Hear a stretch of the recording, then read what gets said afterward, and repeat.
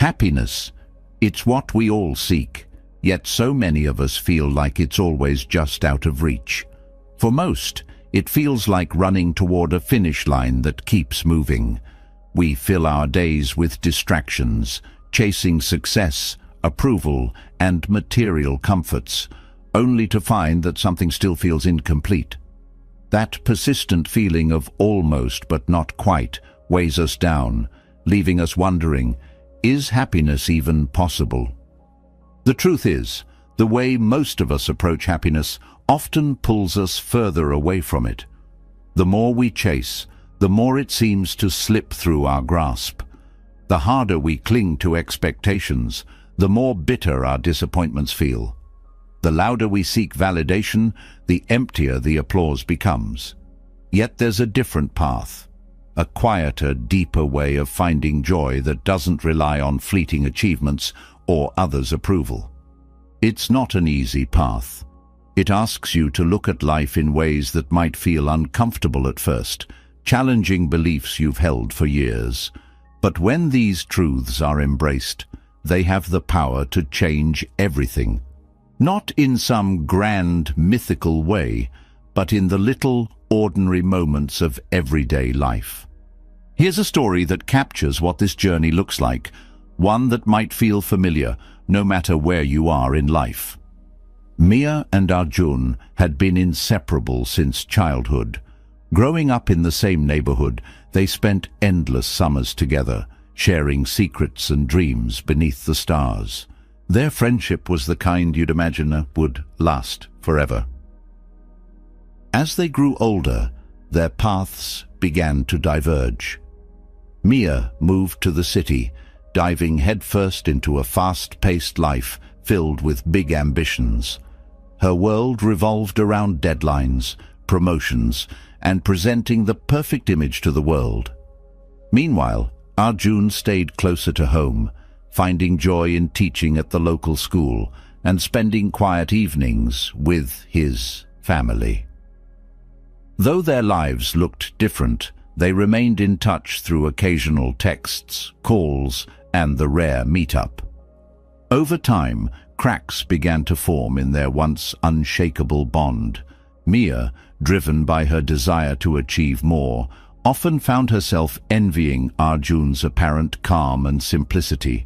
She couldn't understand how he seemed so content with a life that, to her, lacked ambition. Arjun, on the other hand, couldn't help but feel baffled by Mia's endless striving. To him, it seemed like she was running a race with no finish line, constantly chasing something she could never catch. One day, everything shifted. Mia's company announced layoffs, and her name was on the list.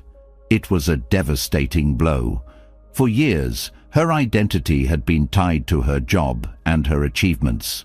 Without them, she felt lost, as though the ground beneath her had disappeared. Arjun's challenge was less visible, but just as profound. One of his favorite students, whom he'd mentored for years, moved away unexpectedly. It left him questioning whether his work had any lasting meaning. For the first time, he wondered if the life he'd built was enough. When they met again, it wasn't over cheerful coffee or a celebratory meal, but in the quiet of a park, their faces heavy with unspoken struggles. Mia, usually so composed, looked tired and uncertain. Arjun, often steady and reflective, seemed distant. For the first time in years, they saw each other's vulnerabilities. Mia was the first to speak. "I feel like I've lost everything," she said quietly. "My job, my confidence, my sense of who I am. I thought I'd be happy if I worked hard enough, but now I'm not sure what happiness even means." Arjun paused before responding. "I've been wondering the same thing," he admitted. "I keep thinking, am I doing enough? Am I making a difference? But maybe that's the problem. I've been measuring my life by expectations instead of just living it." In that moment, something shifted. Instead of judging or comparing, they simply listened to one another. Their shared honesty created a space for something they hadn't felt in a long time: connection. Over the weeks that followed, their conversations became a source of reflection. Both began to uncover truths they hadn't fully faced before. And though these truths weren't always easy, they held the key to a deeper sense of peace. Mia realized how much of her suffering came from seeing herself as the center of everything. She had been carrying the weight of thinking the world owed her something for all her efforts. Letting go of that mindset wasn't easy, but it freed her to see her struggles not as personal failures, but as part of the ebb and flow of life. Arjun came to understand that his quiet need for validation had been holding him back. He had always found joy in teaching, but his constant questioning of whether he was enough had clouded his perspective. By focusing less on what others thought, he rediscovered the meaning in what he was already doing. Both of them began to see that suffering is simply part of the human experience. It's not a punishment or a flaw in the system. It's a thread woven into life's fabric. Instead of resisting it, they started learning to move with it. This shift didn't make their challenges disappear, but it gave them the strength to face them without resentment. Mia, once consumed by a need for approval, began to live more authentically. She no longer built her identity around what others thought. Arjun, who had once felt stuck in his own expectations, learned to let go of the need for every action to have an immediate, visible impact. Together, they embraced the truth that life is always changing, and in that change lies the potential for growth. Through their journey, they realized that happiness isn't about circumstances, it's about perspective. It's not found in what you achieve or acquire, but in how you choose to approach each day. The small moments, watching the sunrise, sharing a laugh, helping someone in need, became their anchors. These weren't grand gestures, but they carried a quiet power that transformed their lives. Their story isn't about extraordinary people or miraculous transformations. It's about ordinary lives, shaped by the willingness to face life's uncomfortable truths. It's about stepping back from the chaos of what we're told will make us happy and discovering a simpler, more grounded way to live. The lessons they learned aren't reserved for a chosen few. They're available to anyone who's ready to let go of what isn't serving them and embrace a new way of seeing the world. It's not always easy, but it's worth it. Life will always have its challenges, its ups and downs. But in the quiet moments, in the space between the noise, there's an opportunity to choose differently, to step away from the chase and toward a life that feels more whole. This isn't about fixing everything or achieving perfection. It's about finding peace in the imperfection, about reconnecting with what really matters, and about discovering that happiness isn't something you find. It's something you create, one small choice at a time. Happiness is something we all strive for, but the way we approach it often leads to disappointment.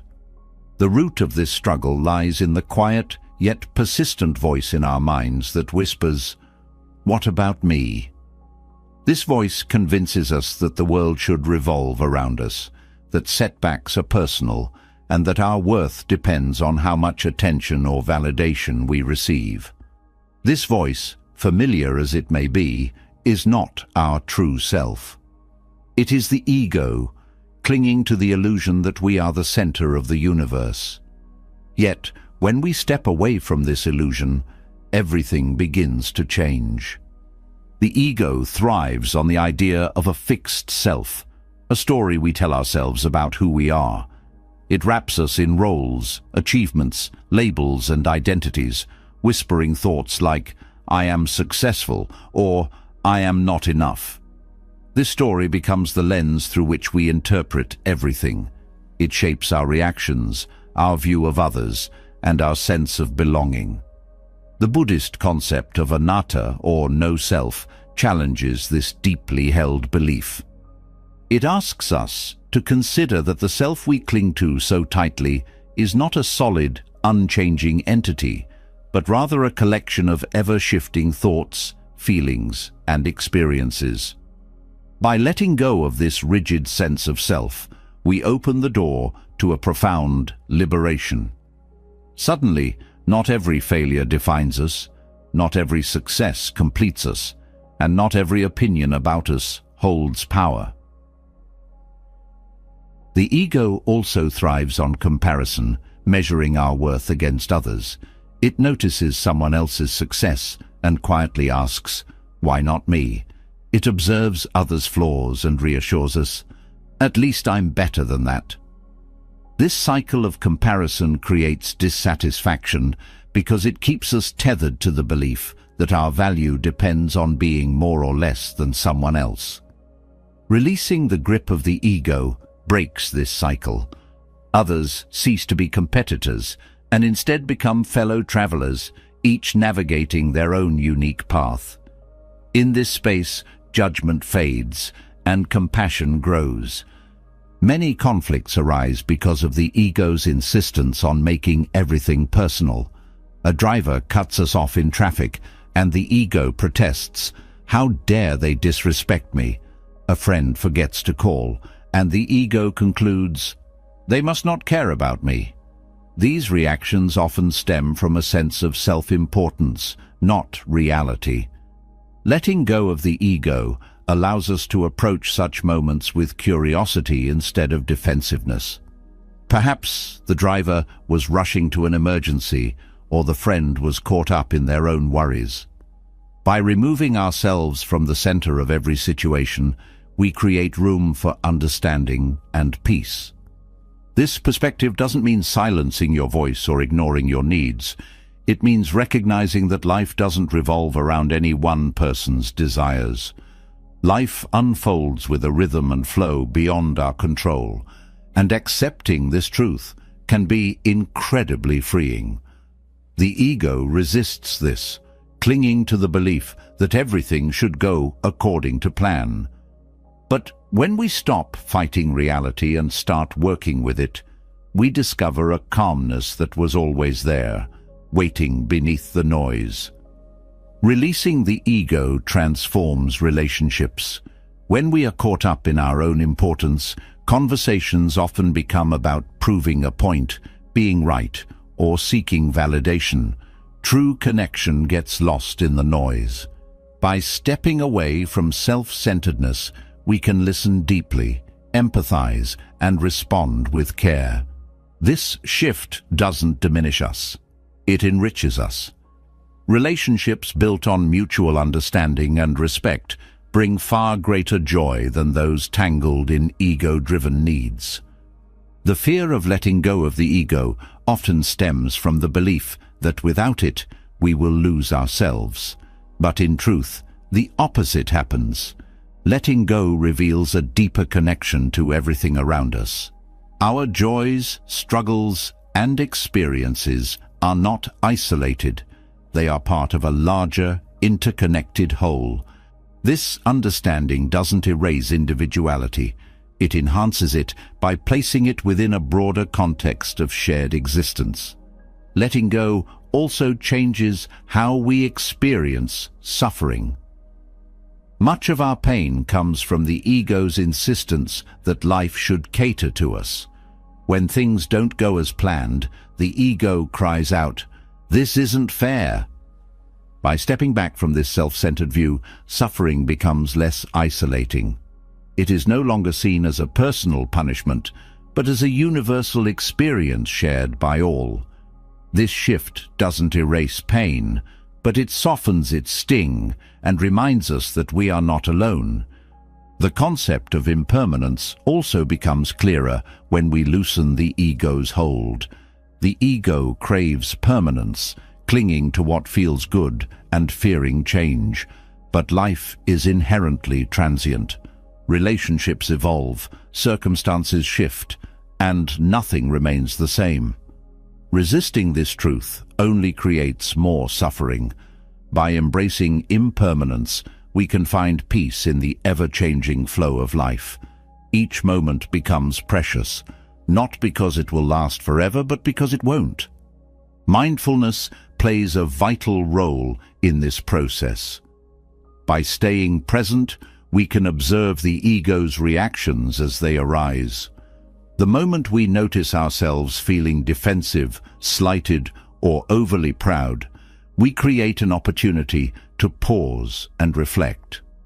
These moments of awareness weaken the ego's grip and open the door to a more grounded and peaceful way of being. Mindfulness teaches us to respond to life with clarity rather than being swept away by the ego's narratives. The practice of letting go also deepens our appreciation for the world around us. Without the constant chatter of self-centered thoughts, the beauty of life becomes more apparent. The kindness of a stranger, the warmth of a sunrise, or the simple pleasure of a shared laugh. All of these moments gain richness and meaning when we step out of our own way. This journey is not about rejecting who we are, but about softening the rigid boundaries that the ego creates.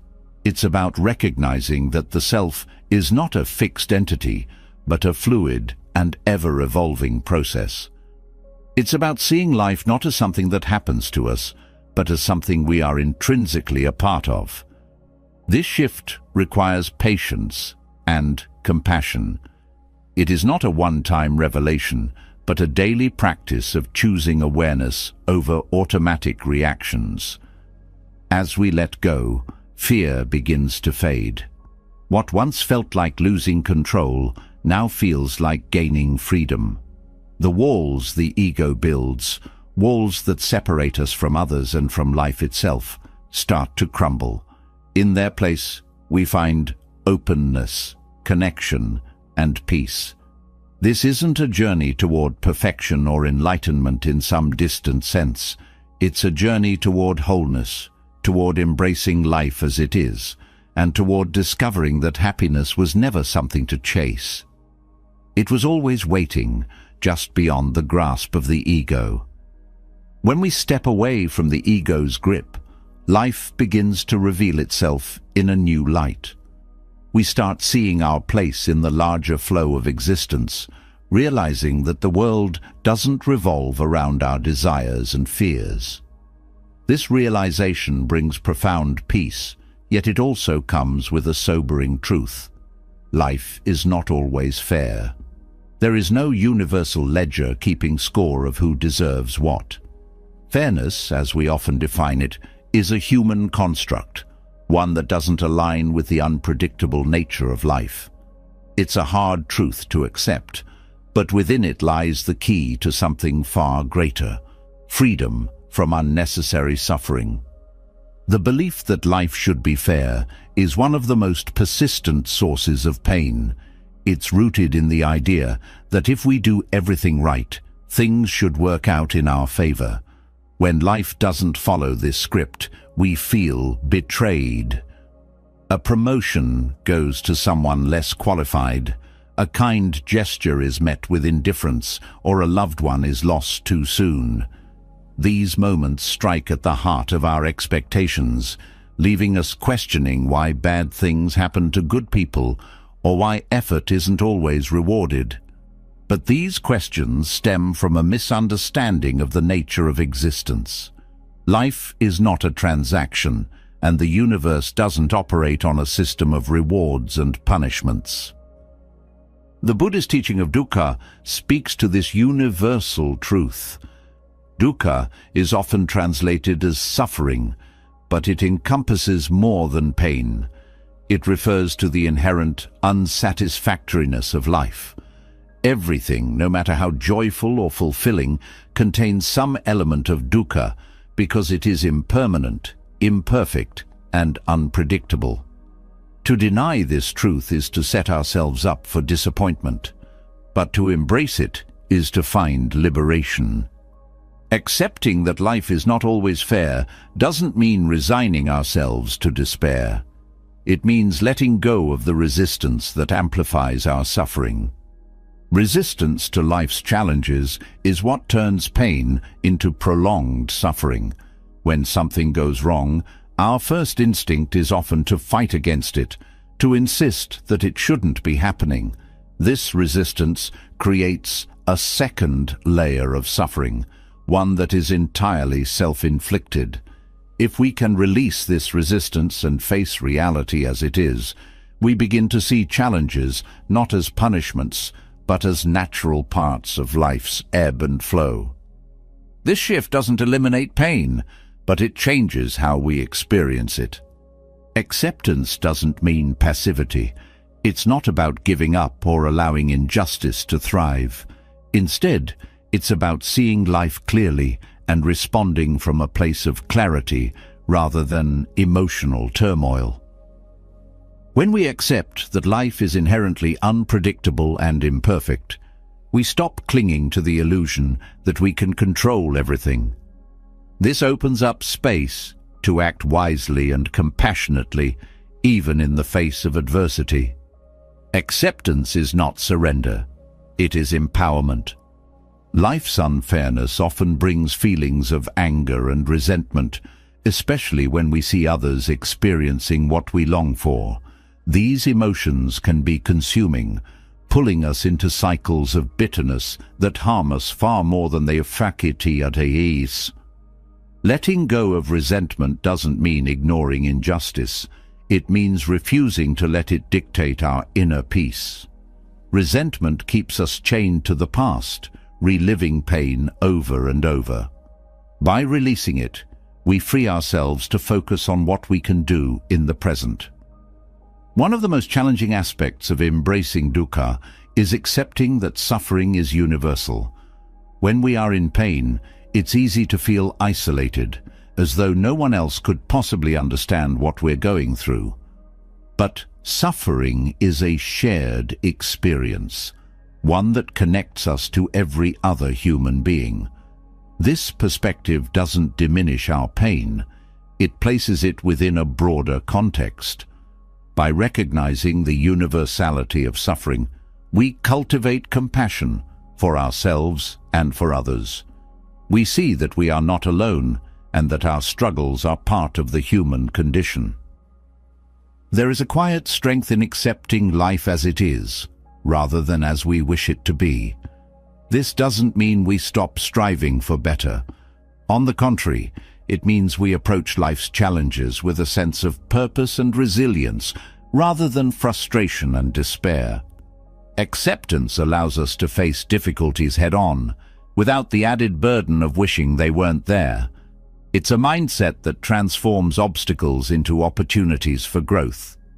Unfairness often feels most acute in relationships. We expect others to treat us as we treat them, to meet our efforts with equal energy. When this doesn't happen, it can feel deeply personal. But relationships, like life, are not transactional. People bring their own histories, struggles, and limitations to every interaction. By letting go of the expectation that relationships should always be fair, we create room for genuine connection. We learn to give without demanding, to forgive without keeping score, and to love without conditions. This doesn't mean accepting mistreatment or lowering our standards. Boundaries remain essential. But when we release the idea that fairness is the foundation of all relationships, we stop measuring our worth by how others treat us. We begin to see relationships as opportunities to grow, to learn, and to share, rather than as tests of how much we are valued. Life's unfairness can also be a powerful teacher. It forces us to confront our attachments, our expectations, and our assumptions about what we deserve. These confrontations are uncomfortable, but they hold the potential for profound growth.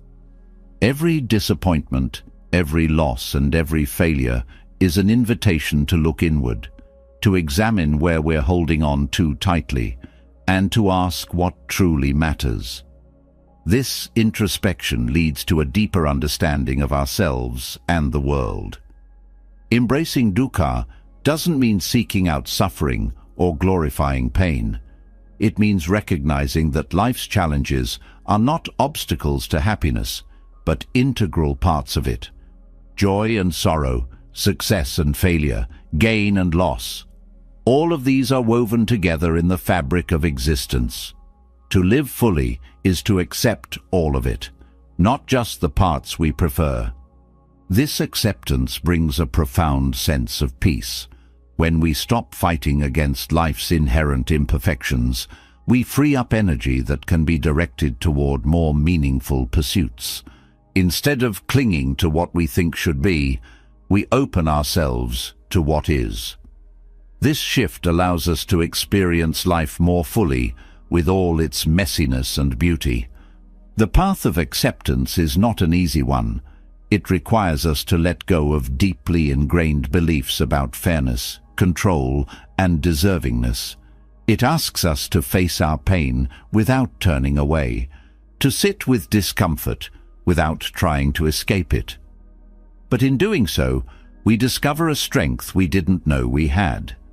We realize that we are capable of facing life's challenges with grace and resilience. Life's unfairness also teaches us gratitude. When we stop taking fairness for granted, we begin to see every act of kindness, every moment of joy, and every bit of good fortune as a gift rather than an entitlement. Gratitude doesn't erase pain, but it softens its edges. It reminds us that even in the midst of hardship, there is still beauty to be found. Accepting that life is not always fair is not about giving up hope or settling for less. It's about finding freedom in the midst of imperfection. It's about living with open eyes and an open heart, embracing the fullness of life rather than clinging to an idealized version of it. This acceptance doesn't make life easier, but it makes it richer, more meaningful, and ultimately more peaceful. It allows us to stop asking, "Why me?" and start asking, "What now?" In that question lies the key to moving forward, not with resistance, but with grace. Accepting that life is not always fair is a profound act of courage. It teaches us to release expectations and embrace reality as it is, not as we wish it to be. Yet, even as we find peace with the unpredictability of life, another challenge waits: the deep and often hidden craving for approval. This need to be liked, admired, and validated shapes so much of what we do. It dictates our choices, influences our relationships, and without us realizing, binds us to a cycle of insecurity. Letting go of this craving is not about rejecting connection, but about freeing yourself to live authentically. The need for approval is deeply ingrained in human nature. From childhood, we learn to seek praise from parents, teachers, and peers. Over time, this need evolves into a powerful force that governs how we act, speak, and present ourselves. It's why we hesitate to voice unpopular opinions, why we fear rejection, and why the thought of being disliked can feel unbearable. The craving for approval is often disguised as a desire to connect, but in truth, it is a barrier to genuine relationships. When we prioritize being liked over being authentic, we lose sight of who we really are. The quest for external validation creates a constant tension. It compels us to mold ourselves into versions we think others will accept, even if it means compromising our values or suppressing our true feelings.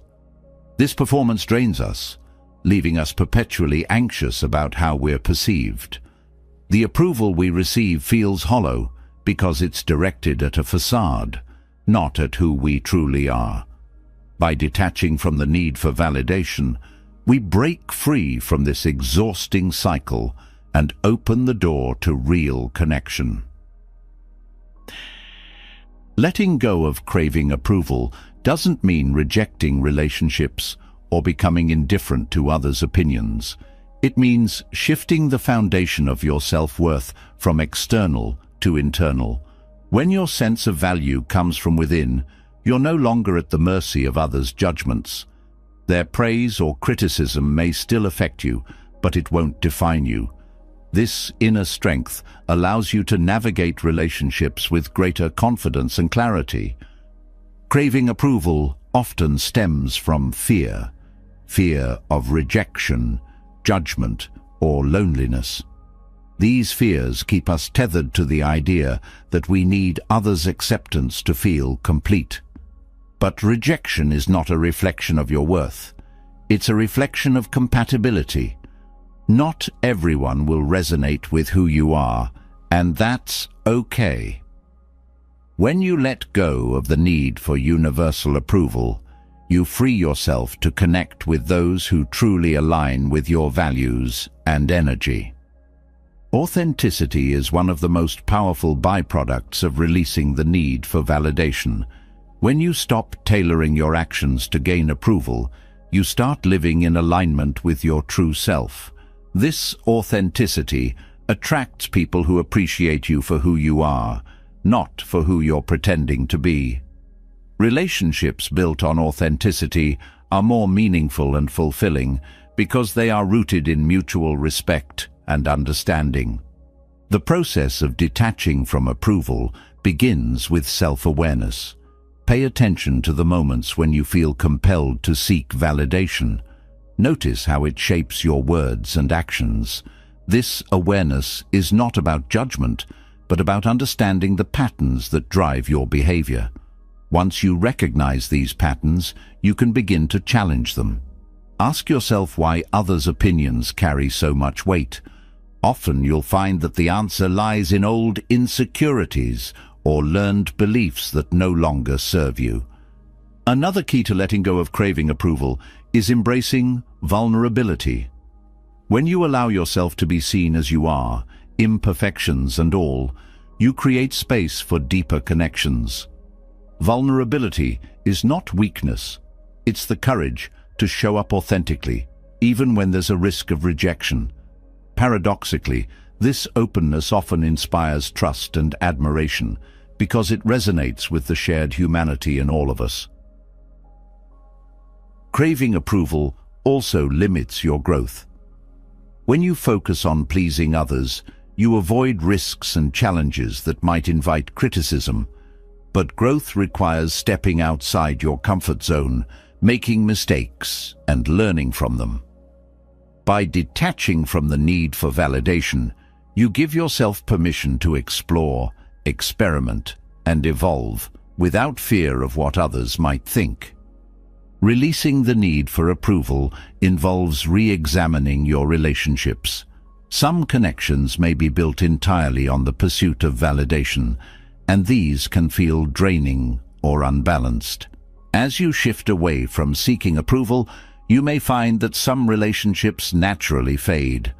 While this can be painful, it creates space for connections that are more genuine and aligned with who you are becoming. This shift also extends to how you give approval. When you no longer crave validation, you're less likely to offer it as a tool for manipulation or control. Instead, your appreciation becomes a sincere expression of care and support. This shift enriches your interactions and deepens your bonds with others. Letting go of craving approval doesn't mean becoming impervious to feedback. Constructive criticism is valuable because it helps you grow and refine your understanding of yourself. The difference is that when you're not attached to others' approval, you can discern which feedback is helpful and which is not. You can listen without internalizing every comment as a measure of your worth.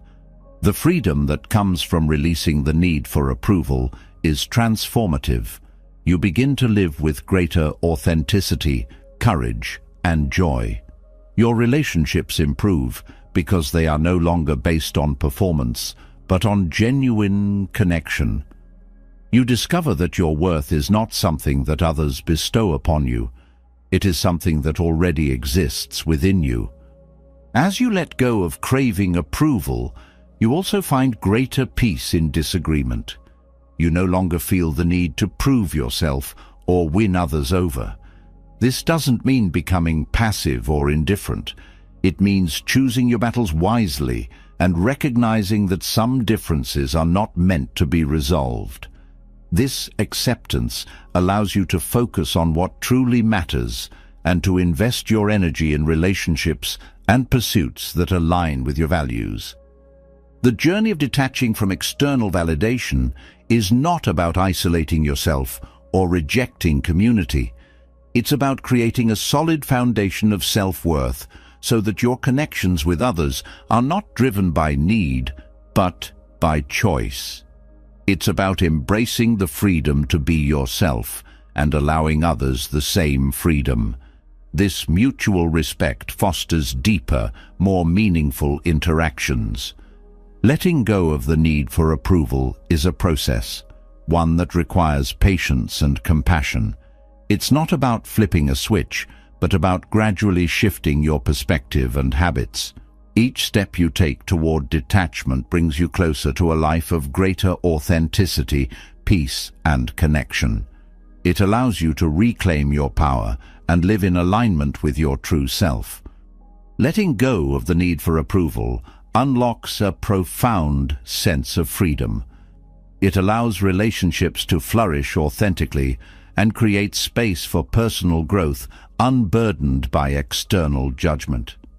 Yet, as you step into this newfound authenticity, another truth comes into sharp focus. Everything is subject to change. Nothing remains fixed or permanent. This truth, though uncomfortable, carries immense power.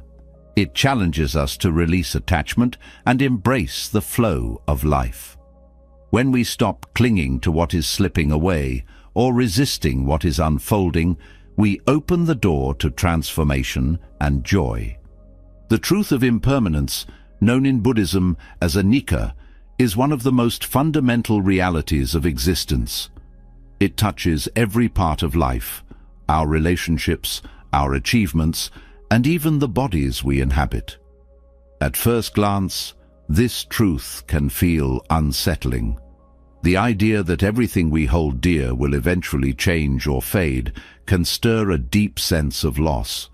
But within this impermanence lies a gift, the opportunity to grow, adapt, and discover a profound connection to the present moment. Clinging to the illusion of permanence creates unnecessary suffering. When we resist the natural flow of change, we expend enormous energy trying to hold on to what cannot be held. We cling to relationships, possessions, and identities, hoping they will provide lasting security or happiness. Yet, the more tightly we hold on, the more painful it becomes when life inevitably shifts. By accepting the impermanent nature of all things, we release ourselves from this futile struggle and find a sense of peace in the ever-changing rhythm of life. Impermanence is not merely about loss, it is also about renewal. Every ending carries within it the seed of a beginning. When one chapter closes, another opens. This cycle is evident everywhere, in the changing seasons, the growth of a child, or the shifting dynamics of a friendship. When we resist this natural flow, we miss the beauty of what is unfolding. By embracing impermanence, we learn to see change not as an enemy, but as an ally in our journey of growth. The fear of change often stems from a desire for control. We believe that if we can keep things the same, we can protect ourselves from pain or uncertainty. But control is an illusion. Life moves forward, regardless of our efforts to hold it still. This realization is not a call to despair, but an invitation to surrender. Surrendering to the flow of life doesn't mean giving up. It means engaging with what is, rather than struggling against it. It means trusting that, even in the face of uncertainty, there is a deeper wisdom at work. Embracing impermanence deepens our appreciation for the present moment. When we accept that nothing lasts forever, we begin to see the beauty in what is here now. A conversation with a loved one, the warmth of the sun on your skin, or the taste of a favorite meal. All of these become more vivid when we understand their fleeting nature. This awareness transforms ordinary moments into extraordinary gifts, reminding us to savor life as it unfolds. Impermanence also teaches us resilience. When we face loss or hardship, the understanding that this too shall pass provides a source of strength. It reminds us that pain, like joy, is temporary. This perspective doesn't diminish the weight of our struggles, but it gives us the courage to move through them. It helps us to trust that even in the darkest moments, there is the potential for light to return. Our attachment to permanence often extends to our sense of identity. We define ourselves by roles, achievements, or relationships, believing they provide a stable foundation. But identities, like everything else, are fluid. When we cling to a fixed sense of self, we limit our ability to grow and evolve. By embracing the impermanence of who we are, we open ourselves to new possibilities. We allow ourselves to change, to learn, and to become more than we ever thought possible. The practice of embracing impermanence requires mindfulness. It asks us to stay present with what is, rather than getting lost in what was or what might be. Mindfulness helps us navigate the discomfort of change by grounding us in the here and now. It allows us to witness the unfolding of life without getting swept away by fear or resistance. This practice is not about detachment, but about engagement, engaging fully with each moment, knowing that it will never come again. Impermanence also calls us to re-evaluate our priorities. When we accept that our time is finite, we become more intentional about how we spend it. We focus less on accumulating and more on experiencing. We invest in relationships that nourish us and let go of those that drain us. We pursue what truly matters, rather than what society tells us should matter. This clarity brings a sense of purpose and alignment that transcends the temporary nature of our pursuits. The fear of impermanence often leads to a desire for guarantees. We want assurances that our relationships will last, that our efforts will pay off, or that our loved ones will always be safe. But life offers no such guarantees. What it offers instead is the opportunity to love fully, to give generously, and to live wholeheartedly, even in the face of uncertainty. When we embrace this, we find a freedom that is not dependent on outcomes, but rooted in the richness of the journey itself. Change is often accompanied by grief, as we let go of what was. This grief is not a sign of weakness, but of love. It reflects our deep connection to what has been part of our lives. By allowing ourselves to feel this grief, rather than pushing it away, we honor the impermanence of what we've lost. We acknowledge its importance and create space for healing and renewal. Embracing impermanence doesn't mean becoming indifferent or detached. It means engaging with life more fully, knowing that its transience makes it all the more precious. It means loving deeply, even though love involves risk. It means pursuing dreams, even though success is not guaranteed. It means showing up for life, even when it feels uncertain or overwhelming. Impermanence also invites us to cultivate gratitude. When we recognize that nothing is permanent, we begin to see the extraordinary in the ordinary. We become grateful for the people, experiences, and opportunities that come into our lives, even if only for a moment. Gratitude doesn't erase the pain of loss, but it helps us hold it alongside the joy of what has been. The truth of impermanence challenges us to release attachment, not just to things or people, but to outcomes and expectations. Attachment creates tension because it ties our happiness to something outside of ourselves. When we release this attachment, we find a sense of freedom that is not dependent on external circumstances. This doesn't mean we stop caring. It means we care without clinging. We love without possessing. We strive without obsessing. This balance allows us to engage with life fully, without being consumed by it. Through the lens of impermanence, we begin to see change as a teacher. Every transition, whether joyful or painful, holds lessons for those willing to learn. Loss teaches us about resilience. Uncertainty teaches us about trust. Endings teach us about new beginnings. When we approach change with curiosity rather than fear, we unlock its transformative power. The practice of embracing impermanence is not about becoming indifferent or stoic. It's about living with open eyes and an open heart.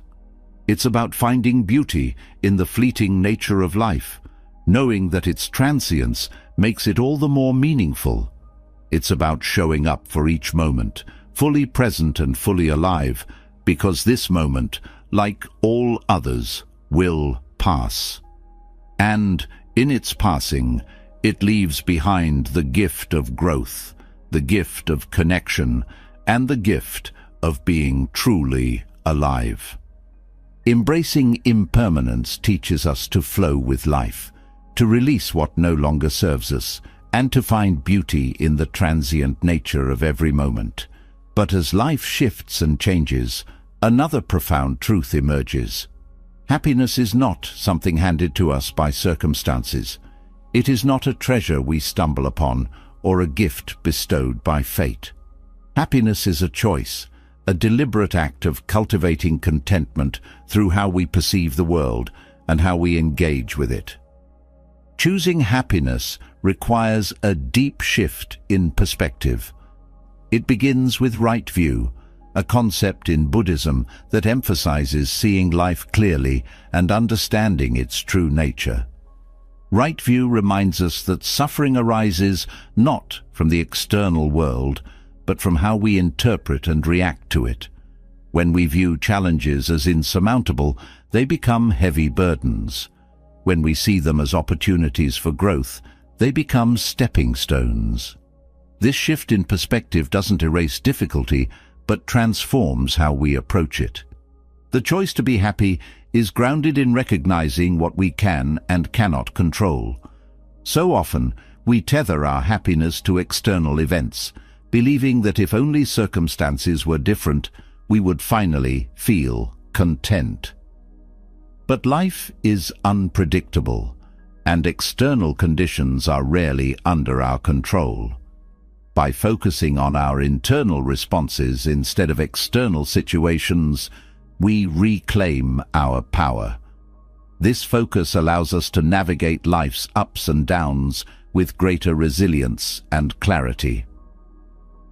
Right action complements right view by emphasizing the importance of how we respond to life's circumstances. It's not enough to see clearly. We must also act in ways that align with our values and promote well-being. Happiness is cultivated through small, intentional acts, choosing kindness over anger, gratitude over entitlement, and patience over frustration. These choices, though simple, create a ripple effect that transforms our inner world. Choosing happiness means letting go of the illusion that life must be perfect for us to be content. Perfection is an unattainable standard that keeps us trapped in a cycle of dissatisfaction. Instead, we can choose to find joy in the imperfect, the ordinary, and the mundane. A cup of tea shared with a friend, the warmth of sunlight on your face, or the sound of laughter. These moments are fleeting, yet they hold immense beauty when we allow ourselves to be present with them. Contentment arises when we learn to appreciate what we have, rather than constantly striving for more. This doesn't mean we stop pursuing goals or dreams. It means we do so from a place of gratitude rather than lack. Gratitude shifts our focus from what is missing to what is already abundant. It reminds us that happiness is not about having everything, but about appreciating what we have. One of the most practical ways to choose happiness is through mindfulness. Mindfulness teaches us to anchor ourselves in the present moment, where happiness is always accessible. When our minds wander to regrets about the past or worries about the future, we lose touch with the here and now. By bringing our attention back to the present, we reconnect with the simple joys and profound peace that exist in every moment. Happiness also grows through connection with ourselves, with others, and with the world around us. When we nurture relationships built on authenticity and mutual respect, we create a sense of belonging that enriches our lives. Acts of kindness and service further deepen this connection. Helping others not only uplifts them, but also fills us with a sense of purpose and fulfillment. Letting go of comparison is another key to choosing happiness. The habit of comparing ourselves to others fuels envy and diminishes our appreciation for our own lives. By focusing on our unique journey, we free ourselves from the endless cycle of measuring up. This shift allows us to celebrate our successes, learn from our challenges, and find contentment in our progress. Happiness is not the absence of difficulty, but the ability to navigate it with grace. This means accepting that challenges are a natural part of life and using them as opportunities to grow. When we view difficulties as teachers rather than obstacles, we transform adversity into resilience. This resilience becomes a foundation upon which lasting happiness is built. Choosing happiness requires us to align our actions with our values. When our actions reflect what truly matters to us, we experience a sense of harmony and fulfillment.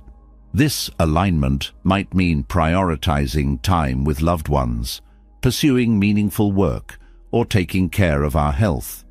It's not about grand gestures, but about consistent, intentional choices that bring us closer to what we value most. Happiness also flourishes when we release the need for external validation. When our sense of worth depends on others' opinions, we hand over our power. True contentment comes from knowing that we are enough, just as we are. This self-acceptance creates a stable foundation for happiness that isn't shaken by external circumstances. Forgiveness is another powerful tool for cultivating happiness. Holding on to resentment and anger weighs us down, keeping us tied to past pain. Forgiveness doesn't mean condoning harm, but choosing to free ourselves from its grip. By letting go of what no longer serves us, we create space for peace and joy. Happiness is a practice, not a destination. It's cultivated through daily habits and choices. Setting intentions each morning, reflecting on moments of gratitude each evening, and staying present throughout the day are small but powerful practices that nurture contentment. Over time, these practices become second nature, creating a life rooted in joy and resilience. A key element of choosing happiness is learning to let go of expectations. Expectations often lead to disappointment because they set rigid standards for how life should unfold. When we release these expectations, we open ourselves to the possibility of being surprised by joy. This doesn't mean lowering our standards, but approaching life with curiosity and openness. Happiness also grows through simplicity.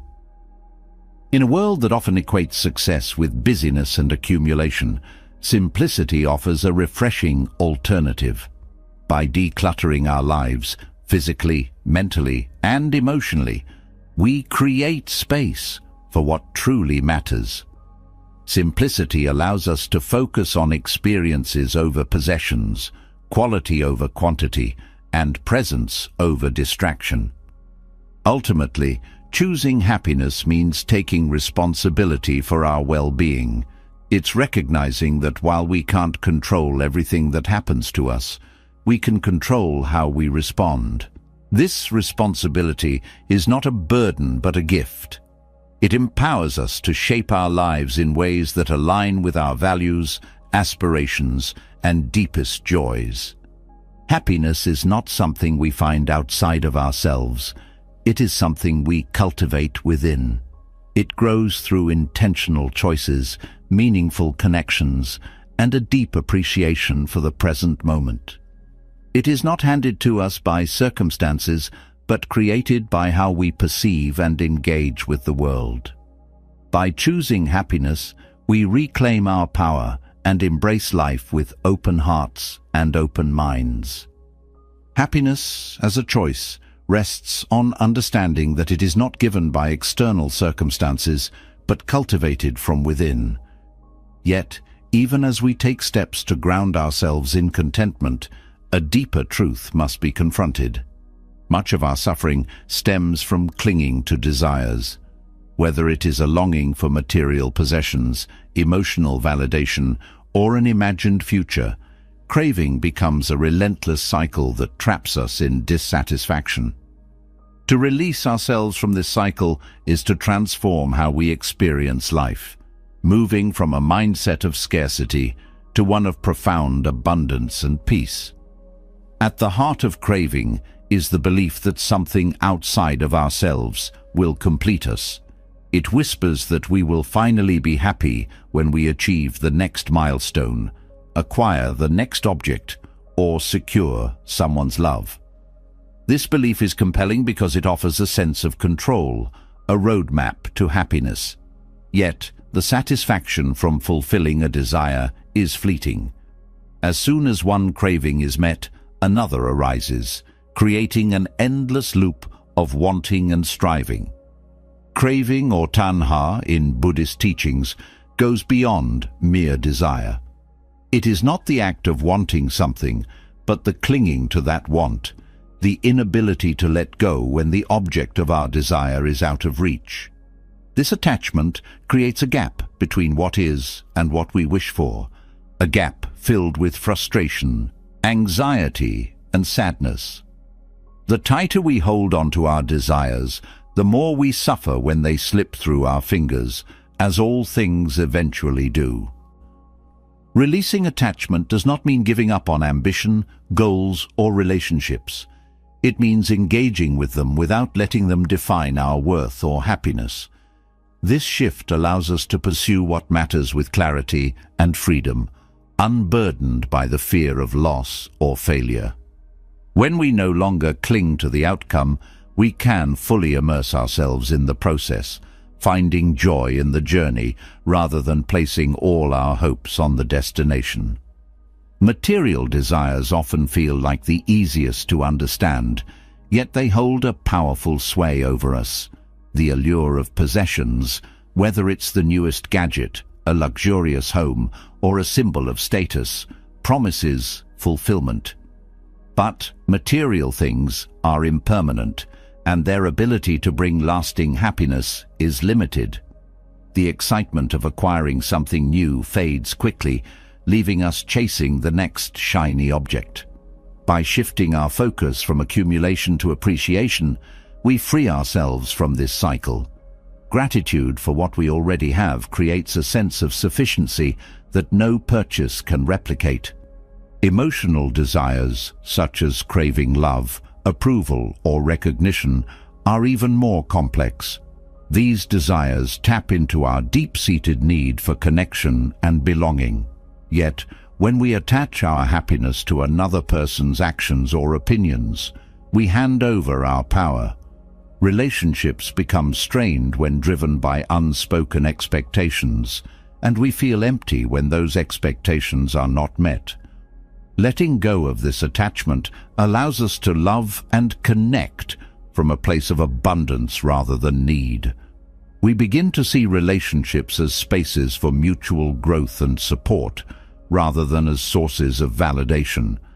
The attachment to an imagined future is another form of craving that quietly erodes our peace. We place our happiness on hold, waiting for a perfect scenario to materialize. We tell ourselves, "I'll be happy when," and in doing so, we miss the beauty of the present. Letting go of this fixation doesn't mean abandoning hope or ambition. It means rooting ourselves in the now, appreciating what life offers in this moment while remaining open to what may come. This balance creates a sense of contentment that isn't reliant on uncertain outcomes. Craving also manifests as an aversion to discomfort. We cling to pleasure and avoid pain, seeking to control our experiences to minimize suffering. Yet, life's challenges are unavoidable, and resisting them only deepens our struggle. By facing discomfort with openness and curiosity, we discover resilience and wisdom. We learn that pain, like joy, is temporary, and that it often carries lessons that help us grow. Releasing the need to control every aspect of our lives allows us to flow with life's natural rhythms, finding peace even amid uncertainty. Releasing attachment requires self-awareness and intentionality. The first step is recognizing when craving arises. This might be a longing for something we don't have, or a fear of losing something we value. By pausing and observing these feelings without judgment, we begin to loosen their grip. Mindfulness helps us see cravings for what they are, temporary thoughts and emotions, not defining truths. This awareness creates space to choose how we respond. Cultivating detachment doesn't mean becoming indifferent or unfeeling. It's about engaging with life fully while holding it lightly. This perspective allows us to savor joys without clinging to them and to face challenges without being consumed by them. It's a practice of balance, of finding joy in the moment while knowing that nothing lasts forever. This balance brings a profound sense of freedom and peace. One way to practice detachment is by focusing on what we can give rather than what we can get.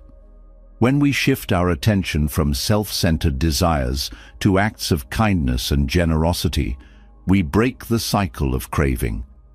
Helping others not only benefits them, but also fills us with a sense of purpose and connection. It reminds us that our true fulfillment lies not in acquiring, but in sharing. Releasing attachment also invites us to simplify our lives. The more we accumulate, whether it's possessions, commitments, or expectations, the heavier our burdens become. Simplifying doesn't mean giving up everything. It means prioritizing what truly matters. This clarity creates space for experiences, relationships, and practices that bring genuine joy and fulfillment.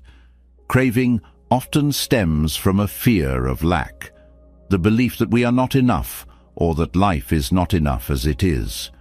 This fear drives us to seek external solutions to internal insecurities.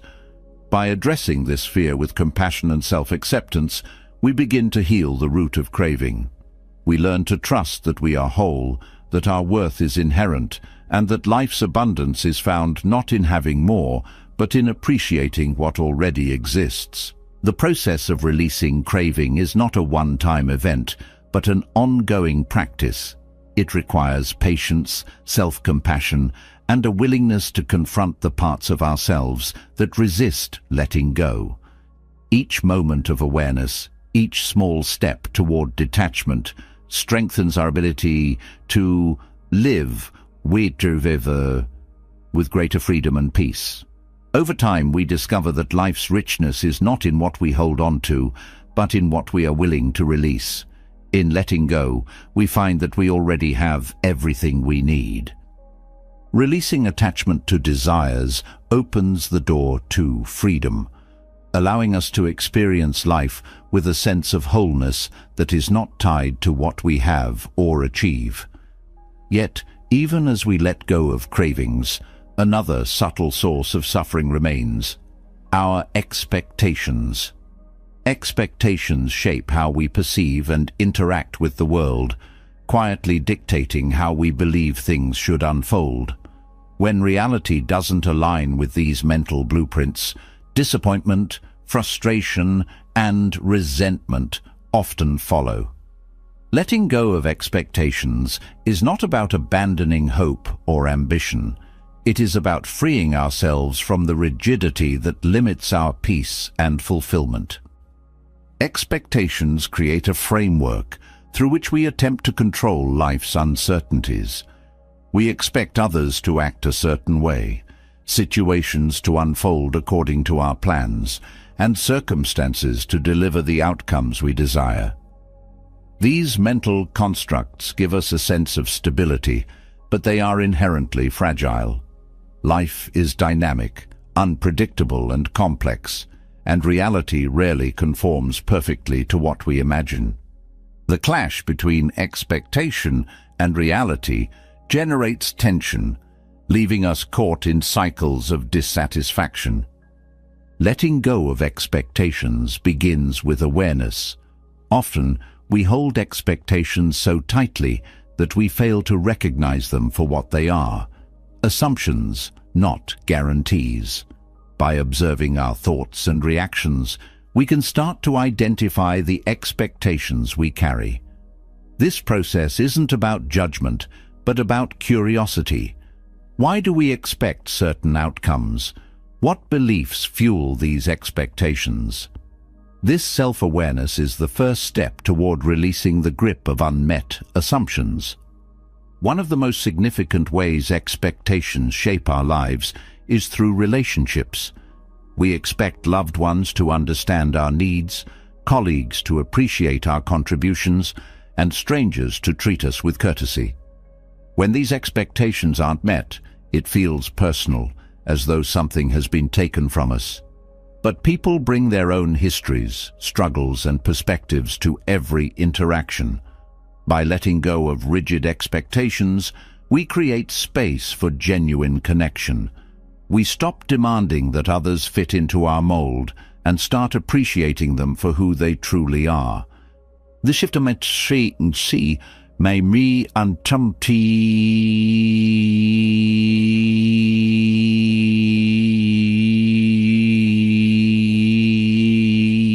lowering our standards.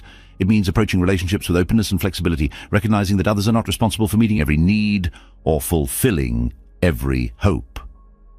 This perspective allows us to engage with others from a place of mutual respect and understanding, rather than disappointment or entitlement. Expectations also heavily influence how we view ourselves. We create narratives about who we should be, what we should achieve, and how we should feel. These self-imposed expectations can be motivating, but they often become a source of pressure and self-criticism.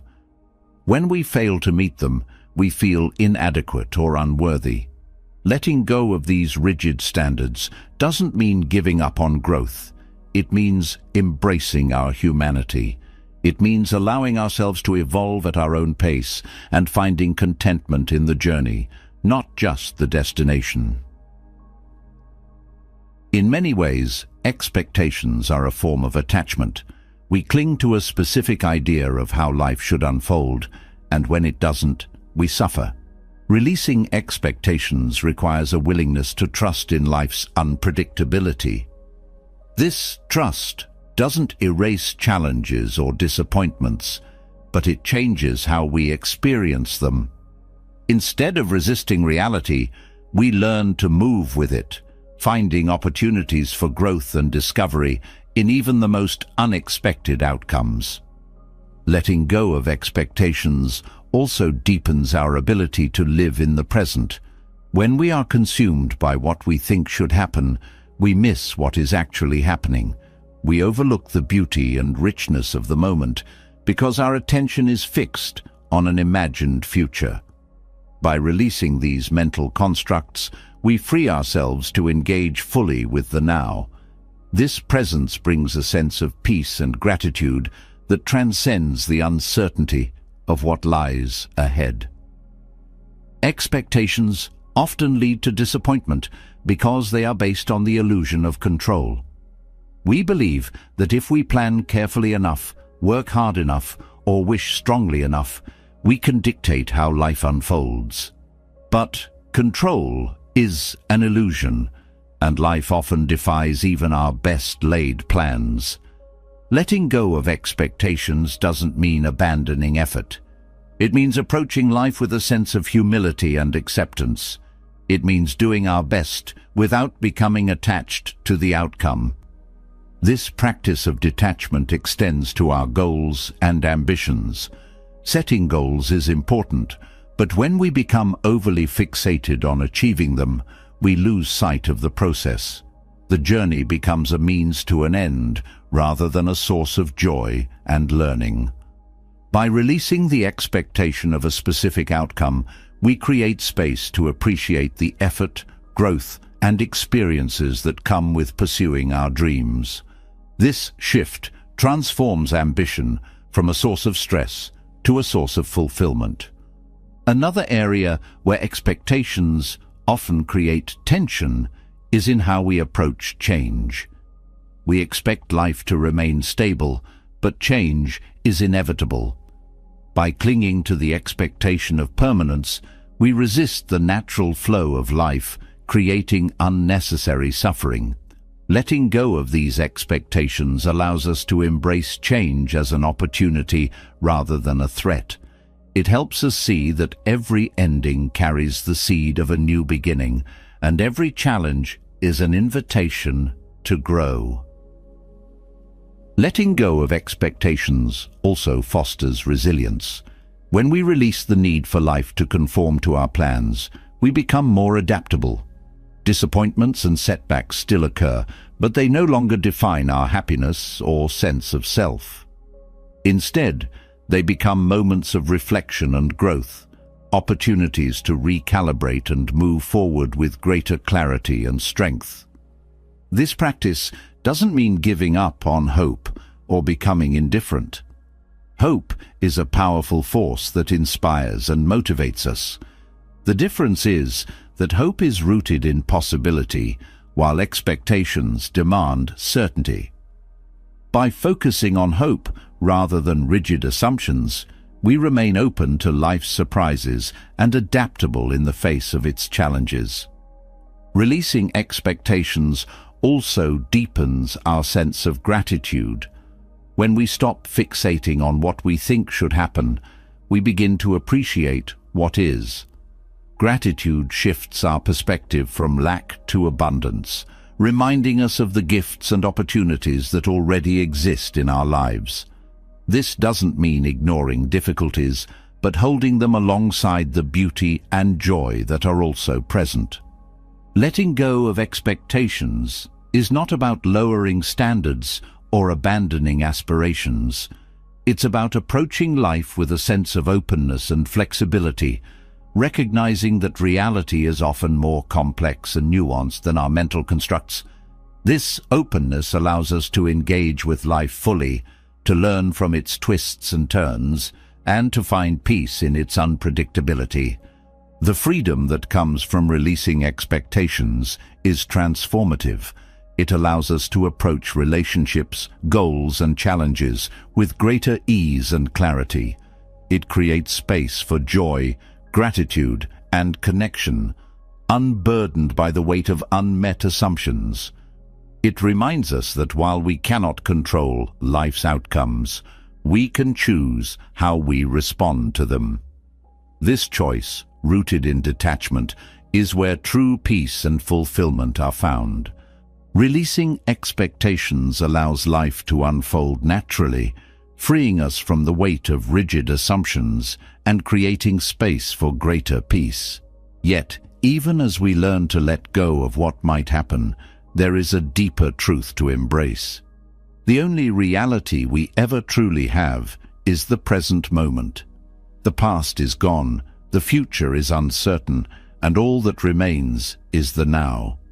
Living fully in this moment is the key to unlocking joy, clarity, and a profound sense of connection. The present moment often slips away unnoticed, lost in the busyness of our thoughts and distractions. We replay past conversations, worrying about what was said or left unsaid. We anticipate future outcomes, imagining scenarios that may never come to pass. In doing so, we rob ourselves of the richness and beauty of the here and now. Mindfulness, or sati, offers a way back. It invites us to pause, to breathe, and to become fully aware of what is happening in this moment without judgment or distraction. Living in the present is not about ignoring the past or avoiding the future. It's about anchoring ourselves in the reality of now, where life actually happens. The past is a memory, shaped by perception and often colored by emotion. The future is a possibility, uncertain and unknowable. The present is the only space where we can truly act, experience, and connect. By cultivating mindfulness, we reclaim this space and begin to see the world and ourselves with greater clarity. One of the most transformative aspects of mindfulness is its ability to deepen our awareness of simple joys. The warmth of sunlight, the sound of a loved one's laughter, the taste of a favorite meal. These moments often go unnoticed when our minds are elsewhere. Mindfulness invites us to fully engage with these experiences, savoring them without distraction. This presence amplifies their richness, turning ordinary moments into extraordinary gifts. Mindfulness also transforms how we approach challenges. When we face difficulties, our instinct is often to dwell on how things should be different or to worry about what might happen next. This mental spiral intensifies our suffering, pulling us further from the present. By staying grounded in the now, we can confront challenges with greater calm and clarity. We see the situation as it is, rather than through the lens of fear or frustration. This perspective allows us to respond thoughtfully, rather than reacting impulsively. Practicing mindfulness doesn't mean forcing the mind to be still or empty. It means observing thoughts, feelings, and sensations as they arise, without clinging to them or pushing them away. This practice cultivates a sense of spaciousness, where we are no longer caught up in the constant stream of mental chatter. We begin to see thoughts for what they are: temporary, fleeting, and often disconnected from reality. This awareness breaks their hold on us, creating room for peace and clarity. Mindfulness is not limited to meditation. It can be woven into every aspect of daily life. Whether you're walking, eating, or having a conversation, mindfulness invites you to be fully present. This presence deepens your connection to the activity and to those around you. It allows you to listen more attentively, speak more thoughtfully, and act more intentionally. Over time, mindfulness becomes a way of living, enriching even the simplest moments. One of the greatest gifts of mindfulness is its ability to quiet the mind. In a world filled with noise and distraction, the ability to pause and focus on the present is a rare and precious skill. This quietness doesn't mean silence. It means being attuned to what truly matters. It means noticing the subtle beauty of life, the kindness of a stranger, or the stillness of a quiet moment. This awareness creates a sense of gratitude and wonder that transcends the chaos of daily life. Mindfulness also helps us break free from the grip of negative emotions. When we feel anger, sadness, or fear, our instinct is often to resist or suppress these feelings. But resistance only strengthens their hold. Mindfulness teaches us to approach emotions with curiosity and compassion, allowing them to arise and pass without judgment. This approach diffuses their intensity and reveals the underlying thoughts and beliefs that fuel them. By understanding these patterns, we gain the freedom to choose how we respond. The practice of mindfulness also deepens our sense of connection to others. When we are fully present, we can truly see and hear those around us. We notice their expressions, their tone, and their emotions, creating a space for empathy and understanding. This presence fosters deeper, more meaningful relationships, where both parties feel valued and heard. Mindfulness is also a powerful tool for managing stress. Much of our stress comes from worrying about what might happen or regretting what has already occurred.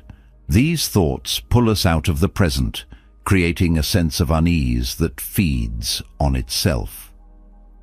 By returning to the here and now, we interrupt this cycle. We ground ourselves in what is real and tangible, finding stability even in the midst of uncertainty. The journey of mindfulness is not about achieving perfection, but about cultivating awareness. There will be moments when the mind wanders, when distractions pull us away, or when emotions feel overwhelming. These moments are not failures, but opportunities to practice. Each time we notice and gently return to the present, we strengthen our ability to stay grounded. Over time, this practice becomes a source of resilience and peace. Mindfulness also invites us to embrace impermanence. Each moment is unique, fleeting, and unrepeatable. By being present, we honor the transient nature of life, savoring its beauty without clinging to it. This perspective allows us to let go of what has passed and to approach the future with openness and curiosity. It reminds us that life is not a series of destinations, but a continuous flow of experiences. The practice of mindfulness is both simple and profound. It doesn't require special tools or settings, only a willingness to be present. Start with small moments.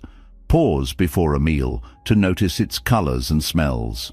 Take a few deep breaths before responding to a difficult situation, or focus on the sensation of your feet on the ground as you walk.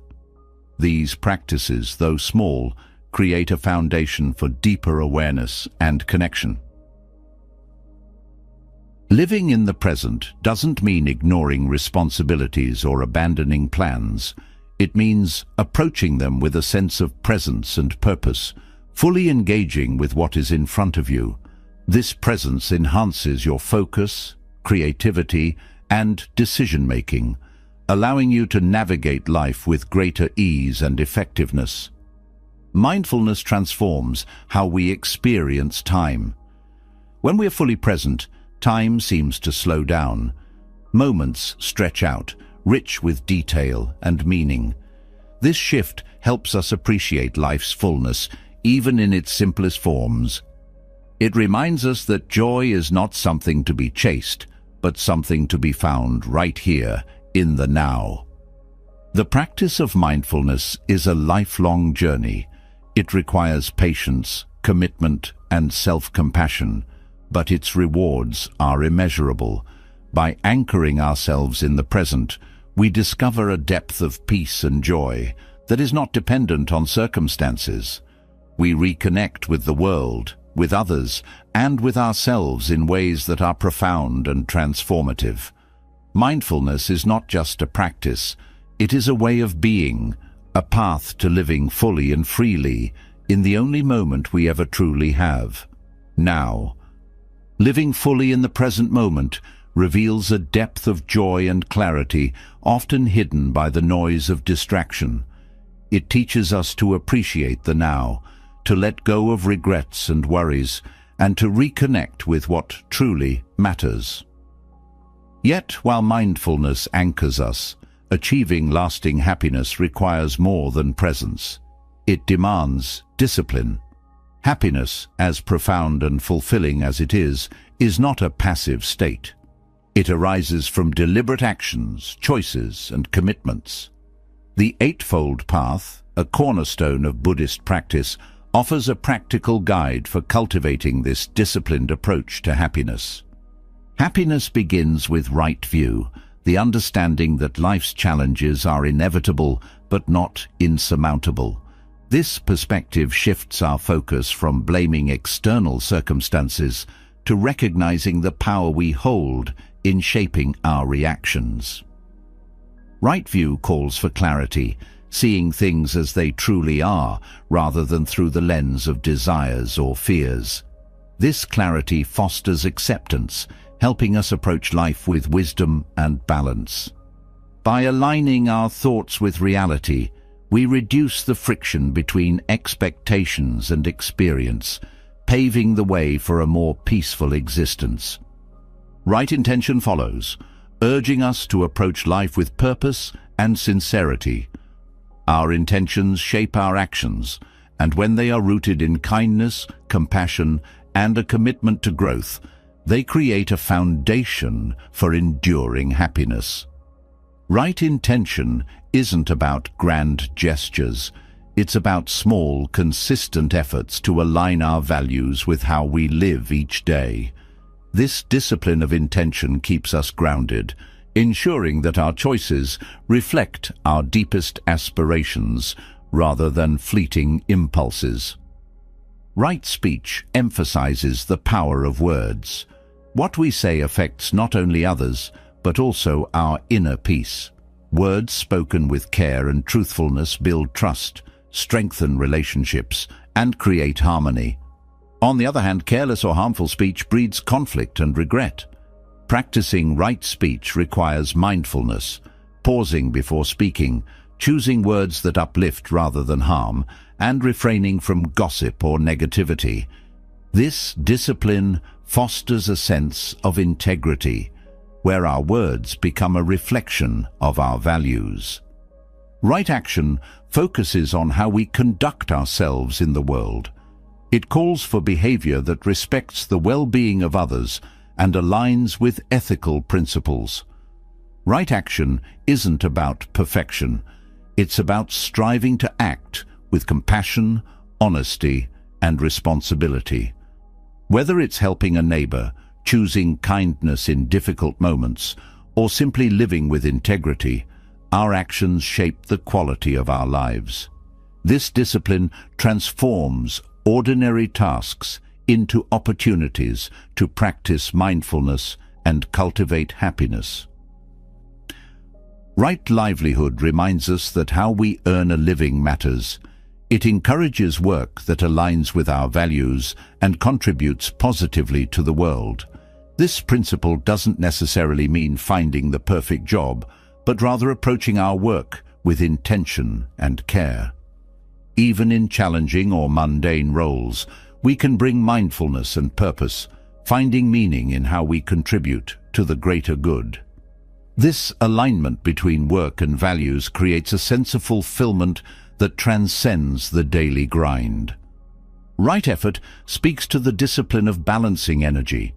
It calls for avoiding extremes, neither being too lax nor overly rigid. Right effort involves cultivating habits that support our growth while letting go of those that hinder it. This principle reminds us that happiness requires consistent effort, not perfection. Whether it's committing to meditation, prioritizing health, or fostering positive relationships, the discipline of effort ensures that we stay aligned with our aspirations. Right. Mindfulness deepens our connection to the present. It teaches us to approach each moment with awareness, noticing thoughts, feelings, and sensations without judgment.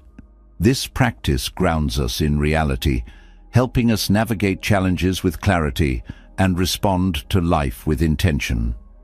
Right. Mindfulness isn't limited to meditation. It's a way of being, a commitment to fully engage with life.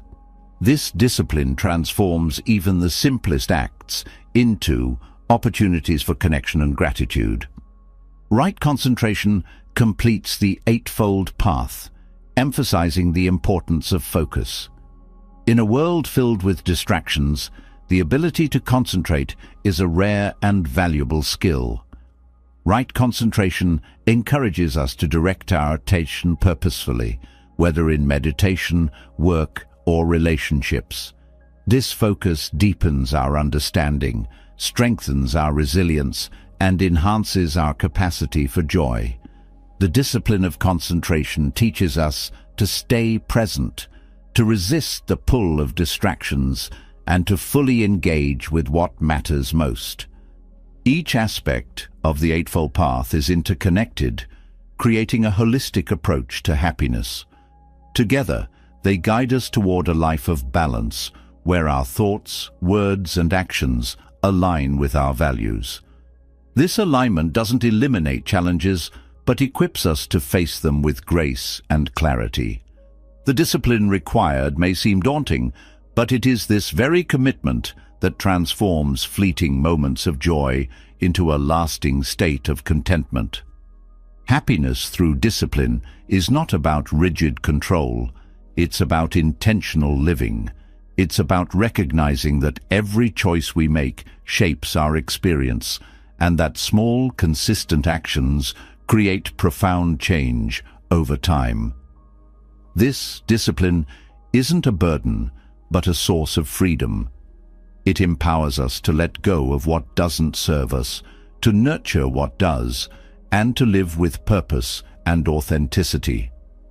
The practice of the Eightfold Path requires patience and self-compassion. There will be moments of doubt, distraction, or difficulty, but these are not failures. They are opportunities to learn and grow. Each step, no matter how small, brings us closer to a life rooted in peace, wisdom, and happiness. This path is not about perfection, but about progress, about choosing each day to live in alignment with what truly matters. By embracing the discipline of the Eightfold Path, we cultivate a happiness that is resilient, enduring, and deeply fulfilling. This happiness is not dependent on external circumstances, but arises from within, from the choices we make and the principles we uphold. It is a happiness that grows richer with time, sustained by the practice of living with intention, mindfulness, and compassion. This is the power of disciplined happiness, a way of being that transforms not only our own lives, but also the lives of those we touch. The discipline of following the Eightfold Path reveals a profound truth. Happiness is not a fleeting feeling, but a way of living, cultivated through intention and action.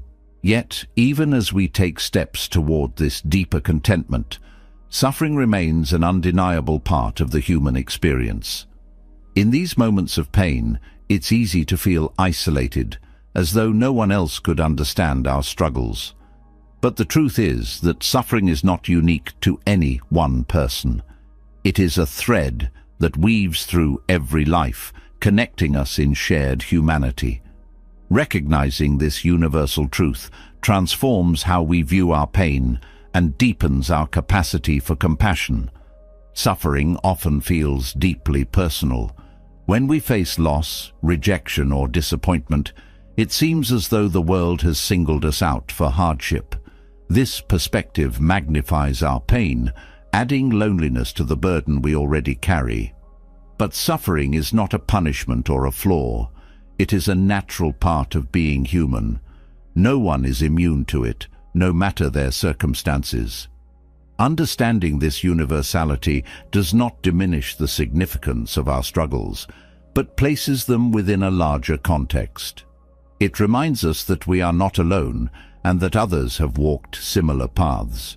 This awareness shifts our focus from "why me" to "what can I learn?" It invites us to approach suffering with curiosity and openness, seeking the lessons it has to offer. When we stop seeing pain as something that separates us from others, we begin to view it as a point of connection. This connection fosters empathy, allowing us to see beyond our own experience and recognize the humanity in those around us. Finding compassion through shared humanity begins with self-compassion.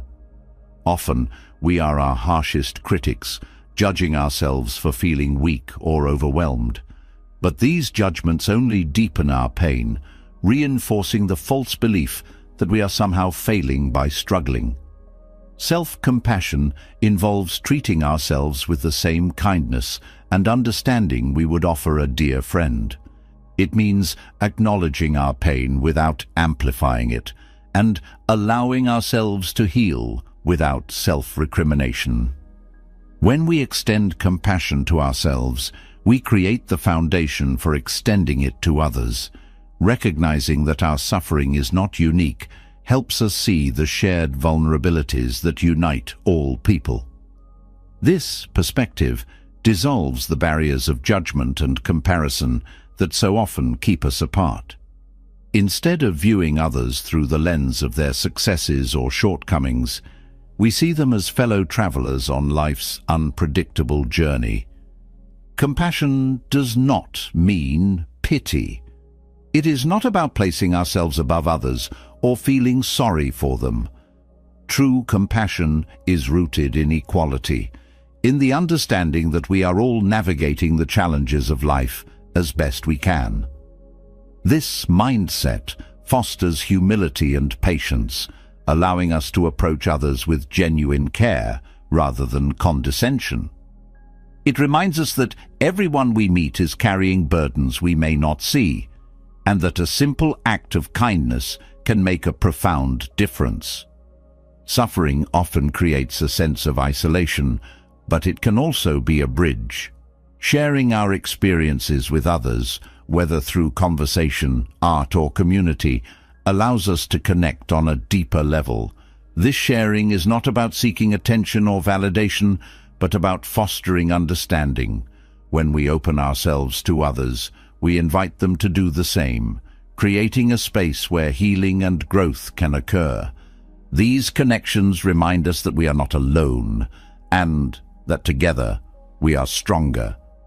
Compassion also transforms how we respond to conflict. When someone acts out of anger or fear, it is often a reflection of their own pain. Recognizing this doesn't excuse harmful behavior, but it helps us approach the situation with empathy rather than retaliation. Instead of reacting with anger, we can choose to respond with understanding, addressing the underlying pain rather than escalating the conflict. This approach fosters resolution and healing, both for ourselves and for those involved. The universality of suffering also teaches us gratitude. When we understand that hardship is a shared experience, we begin to appreciate the moments of ease and joy in our own lives. Gratitude doesn't erase pain, but it provides a counterbalance, reminding us that even amid difficulty, there is still beauty and goodness. This perspective helps us navigate challenges with greater resilience and grace. Compassion is not a passive quality, it requires action. It asks us to step outside our comfort zones, to listen without judgment, and to offer help where it is needed. These actions may be small, a kind word, a helping hand, or a moment of patience, but their impact is profound. Compassion in action creates ripples that extend far beyond the immediate moment, touching lives in ways we may never see. Understanding the universality of suffering also helps us let go of resentment. When we feel wronged, it's easy to view the other person as an adversary, but holding on to anger only prolongs our pain. By recognizing that the person who hurt us is also struggling, we can begin to release the grip of resentment. This doesn't mean condoning harmful behavior. It means choosing freedom over bitterness. Forgiveness, rooted in compassion, is a gift we give ourselves as much as the other person. Compassion deepens our sense of purpose. When we recognize the interconnectedness of all people, our actions take on greater meaning. Helping others becomes not just an act of kindness, but a way of contributing to the collective well-being. This sense of purpose enriches our own lives, giving us a reason to keep moving forward, even in the face of difficulty. The practice of compassion also extends to how we view the world. It encourages us to look beyond our immediate circle and consider the broader challenges faced by humanity.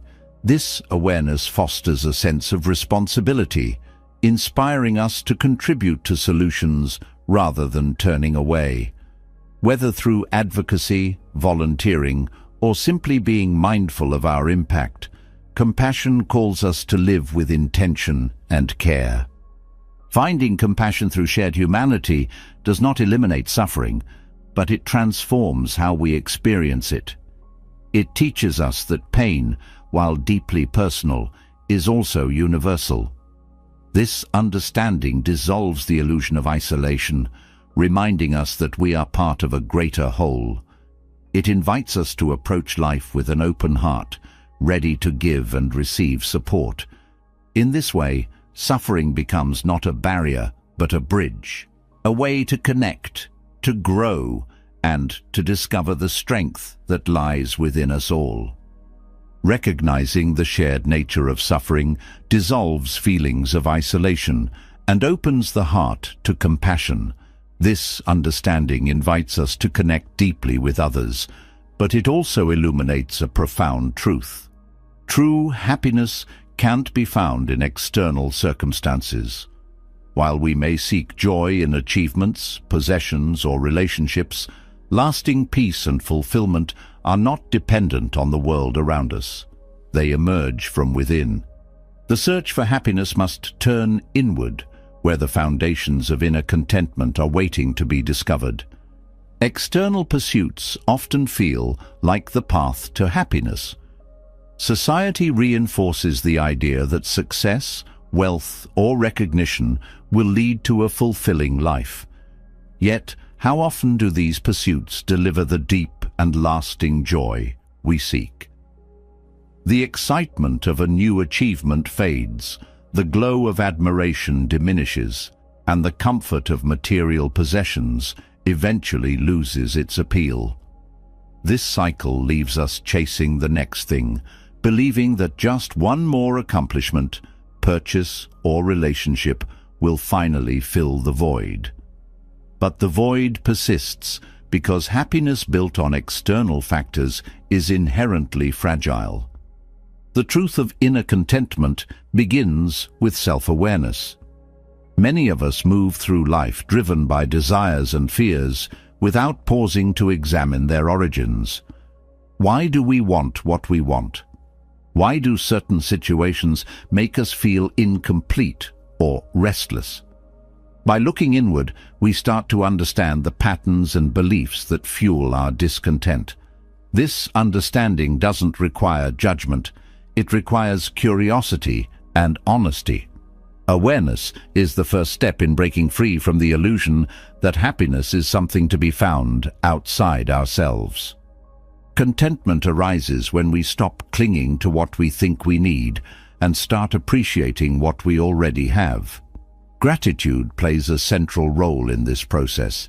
It shifts our focus from lack to abundance, reminding us of the simple joys and blessings that often go unnoticed. Gratitude is not about ignoring difficulties or pretending everything is perfect.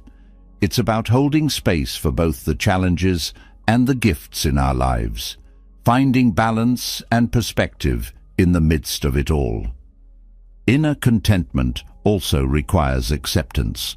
Much of our suffering comes from resisting reality, wishing things were different, fighting against what is. Acceptance is not about giving up or settling. It's about seeing life clearly and responding with wisdom. When we stop resisting, we free ourselves to engage with the present moment fully.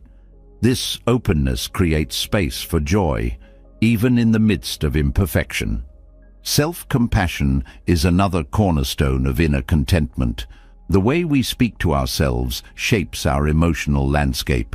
Harsh self-criticism fuels feelings of inadequacy and restlessness, while kindness and understanding create a sense of peace. Self-compassion doesn't mean avoiding responsibility.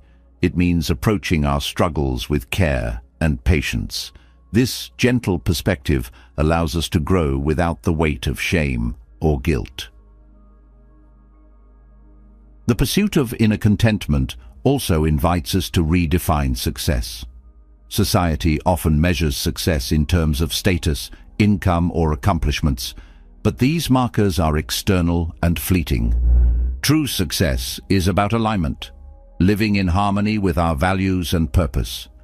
This shift in perspective helps us focus on what truly matters, freeing us from the need to constantly prove our worth through external achievements. Living with intention is another path to inner contentment. When we align our actions with our values, we experience a sense of integrity and fulfillment. This alignment might mean prioritizing relationships, pursuing meaningful work, or simply living with mindfulness and care. It's not about perfection, but about making choices that reflect our deepest truths. These choices build a foundation for lasting happiness, rooted in authenticity rather than external validation. Mindfulness deepens our connection to inner contentment by grounding us in the present. When we are fully engaged in the moment, we are less likely to be swept away by worries about the future or regrets about the past. This presence allows us to appreciate life as it unfolds, finding beauty and peace in the here and now. Mindfulness is not just a practice but a way of being, one that nurtures a sense of completeness regardless of external circumstances. Letting go of comparison is also essential. The habit of comparing ourselves to others fuels dissatisfaction and envy, drawing our attention away from our own journey. By focusing inward, we can appreciate our unique path and progress. This perspective fosters gratitude and self-acceptance, breaking the cycle of comparison that undermines our happiness. The truth of inner contentment also lies in simplicity. Complexity and excess often create stress and distraction, pulling us away from what truly matters. Simplifying our lives, whether by decluttering our spaces, reducing commitments, or quieting our minds, creates room for peace and clarity. This simplicity doesn't mean giving up what we love. It means prioritizing what brings genuine joy and fulfillment. Connection to others is another dimension of inner contentment. While happiness doesn't come from outside, relationships can enrich our lives when approached with mindfulness and balance.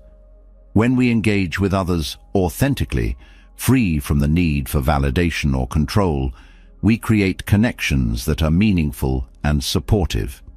These relationships complement our inner contentment, enhancing rather than defining our happiness.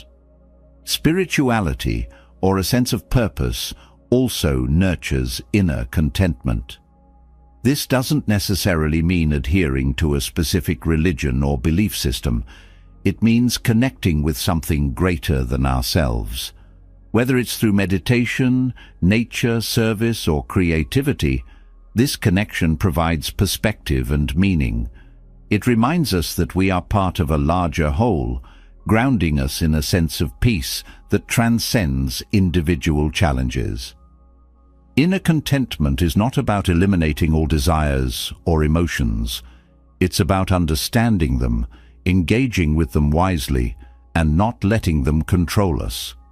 This balance allows us to navigate life's highs and lows with grace, finding steadiness amid the ever-changing tides.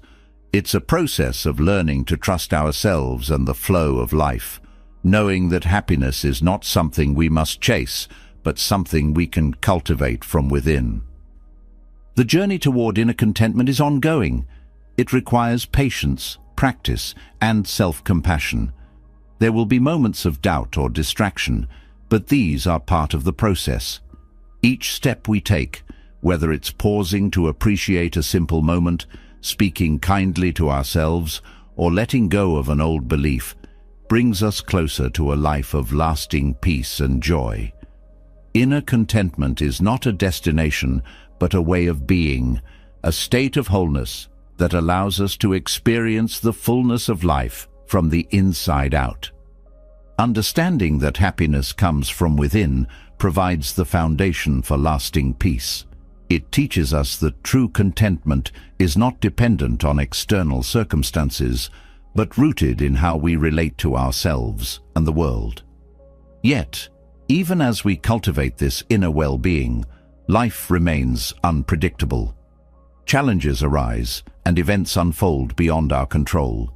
It is here that another profound truth emerges: the strength to let go. Acceptance, or upekkha, is not resignation. It is a powerful act of liberation that allows the mind to rest free from the turmoil of resistance. Letting go begins with understanding what is within our control and what is not. So much of our suffering stems from trying to change things we cannot influence. Whether it's another person's behavior, the outcome of a situation, or the passage of time, we expend energy resisting what simply is. This resistance creates tension, frustration, and a sense of powerlessness. Acceptance, on the other hand, releases this burden. It doesn't mean giving up or agreeing with everything. It means acknowledging reality as it is, without trying to force it into our expectations. The act of letting go requires courage. It asks us to confront uncertainty and release the illusion of control that we cling to for comfort. This process is not about apathy or detachment from life, but about engaging with it fully, free from the weight of unrealistic demands. Acceptance allows us to approach challenges with clarity and focus, finding solutions where possible and peace where change is beyond our reach. Letting go transforms how we experience loss. When we hold tightly to what has passed, whether it's a relationship, a phase of life, or an opportunity, we tether ourselves to the pain of what is no longer there. Acceptance doesn't erase grief, but allows it to flow naturally without resistance. It creates space for healing, teaching us that loss is a part of life's rhythm and that new growth often follows endings. The power of acceptance is also evident in how we approach relationships. We often wish others would act differently, speak differently, or see the world as we do. These expectations create conflict and strain, as they are rarely met. Letting go of the need to control others allows us to love and connect without conditions. It frees relationships from the weight of judgment and unmet expectations, creating space for authenticity and mutual respect. Acceptance also liberates us from the tyranny of our own minds. Thoughts of regret, guilt, and worry often dominate our inner dialogue, pulling us away from the present. These thoughts are rooted in resistance, wishing the past were different or fearing an imagined future. By letting go of these mental struggles, we reclaim our peace. We learn to observe our thoughts without being consumed by them, recognizing that they are fleeting and not necessarily reflective of reality. Letting go requires mindfulness. It is not a passive act, but a deliberate choice to release what we cannot control. Mindfulness helps us identify the moments when resistance arises, whether it's in the form of frustration, anxiety, or disappointment. By bringing awareness to these feelings, we can pause and consciously choose acceptance. This practice doesn't mean suppressing emotions, but allowing them to exist without judgment or clinging. The strength of letting go lies in its paradox. By releasing our grip on what we cannot control, we discover a deeper sense of freedom and agency. Resistance traps us in cycles of struggle, while acceptance opens the door to possibility. It allows us to focus our energy on what we can influence, our actions, our attitudes, and our responses, rather than on the uncontrollable forces of life. Acceptance also fosters resilience. Life's challenges are inevitable, but how we respond to them is within our power. When we resist difficulty, we magnify its impact, turning obstacles into insurmountable barriers. Letting go transforms these challenges into opportunities for growth. It teaches us to navigate adversity with grace, adapting to change rather than being broken by it. This resilience becomes a source of strength, allowing us to face life's uncertainties with confidence. Letting go is not about abandoning dreams or ambitions. It's about pursuing them with openness and flexibility, unattached to specific outcomes. This mindset allows us to engage with our goals fully while remaining adaptable to the twists and turns of life. It teaches us to find joy in the journey rather than placing all our happiness on reaching a particular destination. Acceptance also deepens our connection to the present. When we let go of what might have been or what could be, we free ourselves to fully experience what is. This presence enhances our appreciation for life's simple moments, grounding us in a sense of peace and gratitude. It reminds us that joy is not something we must chase, but something we can find right here, in the now. The practice of letting go extends to how we view ourselves. We often carry expectations about who we should be, how we should act, or what we should achieve. These self-imposed pressures create stress and diminish our sense of worth. Acceptance invites us to embrace ourselves as we are, with all our imperfections and strengths. This self-acceptance is not complacency, but a foundation for growth, allowing us to improve without the burden of self-criticism. Letting go also transforms how we relate to time. The past cannot be changed, and the future is uncertain, yet we spend so much of our energy trying to rewrite history or predict what's to come. Acceptance teaches us to honor the lessons of the past without dwelling on them, and to prepare for the future without becoming consumed by it. This balanced approach allows us to live more fully in the present, unburdened by regrets or anxieties. The power of acceptance is not limited to personal struggles. It also shapes how we view the world. By letting go of the need for everything to align with our preferences or beliefs, we open ourselves to different perspectives. This openness fosters understanding and compassion, breaking down barriers of judgment and division. It reminds us that the world's diversity is a source of richness, not conflict. Letting go requires practice. It is not a one-time decision, but an ongoing commitment to approach life with openness and flexibility. There will be moments of resistance, but these are opportunities to deepen our practice. Each time we choose acceptance over struggle, we strengthen our ability to let go. Over time, this practice becomes a way of being, a path to lasting peace and freedom. Acceptance is not about giving up. It is about letting go of what no longer serves us. It is an act of strength, a choice to release resistance and embrace life as it is. This choice liberates the mind, allowing us to move through life with greater ease and clarity. It teaches us that true freedom comes not from controlling the world around us, but from finding peace within ourselves. Letting go is not a weakness. It is the ultimate strength, the power to live fully and freely in the ever-changing flow of life. Letting go teaches us the profound strength of accepting life as it is, rather than as we wish it to be. This acceptance frees the mind and allows us to navigate challenges with greater peace. But within the inevitable ups and downs of life, there remains an important distinction. While pain is unavoidable, suffering is something we create and can control. The way we respond to pain determines whether it becomes a momentary experience or evolves into prolonged anguish.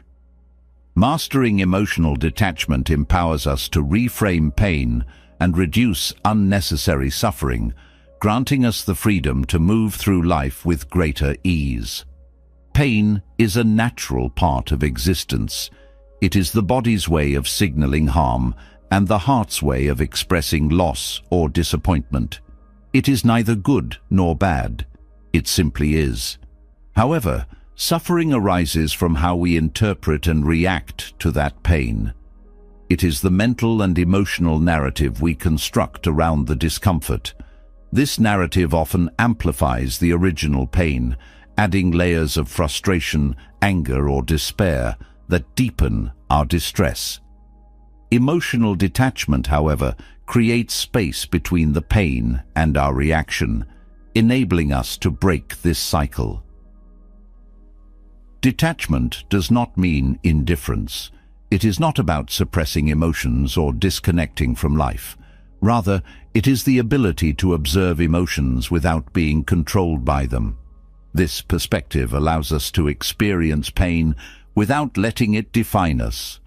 By stepping back and acknowledging our feelings without judgment, we gain clarity and control over our responses. Reframing pain is a key aspect of emotional detachment. When faced with challenges, our minds often leap to worst-case scenarios or unhelpful interpretations. These thought patterns intensify our suffering, making the situation seem worse than it is. Detachment invites us to question these narratives. Is the situation truly as dire as it feels? What opportunities for growth or learning might this pain offer? This shift in perspective doesn't eliminate the pain, but transforms how we experience it. One practical way to cultivate emotional detachment is through mindfulness. By bringing our attention to the present moment, we disrupt the mental spirals that feed suffering. Pain exists in the now, but much of our suffering comes from dwelling on past hurts or worrying about future consequences. Mindfulness grounds us in the reality of the moment, allowing us to face pain with greater calm and composure. Detachment also involves recognizing the impermanence of emotions. No feeling lasts forever, even the most intense ones. Pain ebbs and flows, and suffering diminishes when we allow ourselves to ride these waves rather than resist them. Detachment reminds us that emotions are temporary and that holding on to them only prolongs their impact. By letting them pass naturally, we free ourselves to heal. Another important aspect of emotional detachment is the ability to set boundaries with our thoughts. Not every thought deserves our attention or energy. When negative or unproductive thoughts arise, we can acknowledge them without engaging. This practice doesn't suppress thoughts, but prevents them from taking root and growing into suffering. Detachment allows us to choose which thoughts to nurture and which to let go. Detachment also transforms how we view expectations. Much of our suffering comes from the gap between what we expect and what actually happens. When reality falls short of our expectations, we feel disappointment or frustration. Detachment helps us release these rigid expectations, allowing us to approach life with openness and flexibility. This perspective reduces the sting of unmet hopes and creates space for new possibilities. Pain often carries lessons that are obscured by suffering. Detachment helps us uncover these lessons by creating clarity. When we are no longer consumed by our reactions, we can reflect on the experience with curiosity and insight. What does this pain reveal about our values, priorities, or vulnerabilities? How can it guide us toward growth? This process turns pain into a teacher rather than a tormentor. Detachment also deepens our resilience. When we are attached to avoiding pain, we become fragile, unable to cope with life's inevitable challenges. Emotional detachment strengthens our ability to face adversity with grace. It teaches us that pain is not something to fear, but something to navigate. This resilience empowers us to move through difficulties with confidence, knowing that they do not have the power to break us. Compassion plays a significant role in mastering emotional detachment. When we approach ourselves with kindness during moments of pain, we soften the edges of suffering. Instead of harsh self-criticism or judgment, we offer ourselves understanding and care. This self-compassion creates a supportive environment for healing, allowing us to recover without the added burden of shame or guilt. Detachment also changes how we interact with others' pain. Witnessing the suffering of loved ones can be deeply challenging, and our instinct is often to fix or take on their pain as our own. However, this approach can lead to burnout and diminish our ability to help effectively. Emotional detachment allows us to support others with empathy and presence without becoming overwhelmed. It creates a balance where we can offer care without losing ourselves in their struggles. Releasing control is another essential element of detachment. We cannot control every aspect of life, no matter how much we try. Pain often arises when we cling to the illusion of control, believing that we can prevent discomfort or ensure specific outcomes. Detachment teaches us to surrender this need for control, accepting life's unpredictability with grace. This surrender is not weakness, but a profound strength that allows us to adapt and thrive. Detachment does not mean denying our humanity or suppressing our feelings. It is a practice of balance, of fully experiencing life while maintaining perspective. It reminds us that pain is a natural part of the human experience, but suffering is a choice. This choice is not about avoiding pain, but about reframing it, responding with wisdom, and allowing it to flow through us without taking root. Mastering emotional detachment is an ongoing process. It requires patience, self-awareness, and consistent practice. There will be moments when pain feels overwhelming and detachment seems out of reach. These moments are not failures, but opportunities to deepen our understanding and resilience. Each time we choose detachment, we strengthen our ability to navigate life's challenges with grace and clarity. By reframing pain and controlling our reactions, we unlock a profound freedom. We learn that while pain is inevitable, suffering is not. This freedom allows us to move through life with greater ease, unburdened by the weight of unnecessary anguish. Detachment does not make us immune to pain, but equips us to face it with strength and wisdom. It transforms our relationship with discomfort, turning it into a pathway to growth and inner peace. This is the power of mastering emotional detachment, a liberation that allows us to live fully, even in the face of life's inevitable challenges. Detaching from pain reveals a powerful truth. The way we interpret and respond to life's challenges has far more influence on our well-being than the challenges themselves. This understanding naturally leads to a deeper realization. Our thoughts are the foundation of our reality. The mind is not just a passive observer of the world, but an active creator of experience. Right intention, or samma sankappa, teaches us how aligning our mindset with wisdom and purpose can transform the way we perceive and experience happiness. The mind is a fertile field, and the thoughts we nurture are the seeds that determine what grows.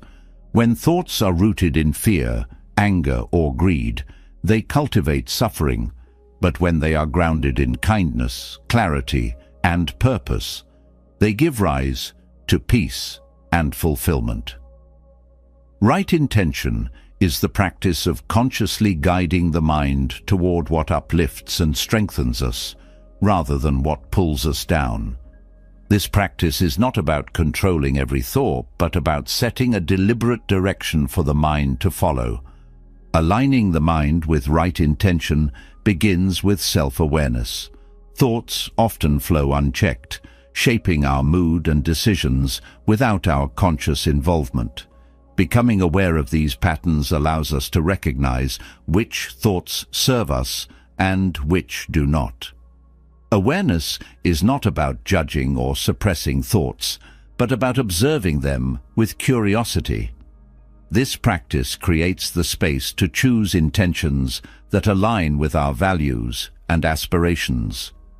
Right intention emphasizes three core qualities: renunciation, goodwill, and harmlessness. Renunciation is not about rejecting life's pleasures, but about letting go of cravings and attachments that distort our judgment and create suffering. It frees the mind from clinging, allowing us to experience life with openness and balance. Goodwill nurtures thoughts of kindness and compassion, both toward ourselves and others. It replaces judgment and resentment with understanding and connection. Harmlessness extends this principle, guiding us to think and act in ways that avoid causing pain or harm. Together, these qualities create a foundation for thoughts that lead to peace and happiness. The power of right intention lies in its ability to shape perception. The world is not experienced directly, but through the lens of the mind. A mindset filled with negativity will find flaws and conflicts everywhere, while one grounded in positivity will notice opportunities and beauty. This shift in perspective doesn't deny the existence of challenges, but frames them in a way that fosters resilience and growth. Right intention teaches us to cultivate a mindset that seeks solutions rather than dwelling on problems, fostering hope and clarity even in difficult times. Mindfulness strengthens the practice of right intention. By staying present, we become more attuned to the thoughts that arise and can consciously guide them toward what is constructive.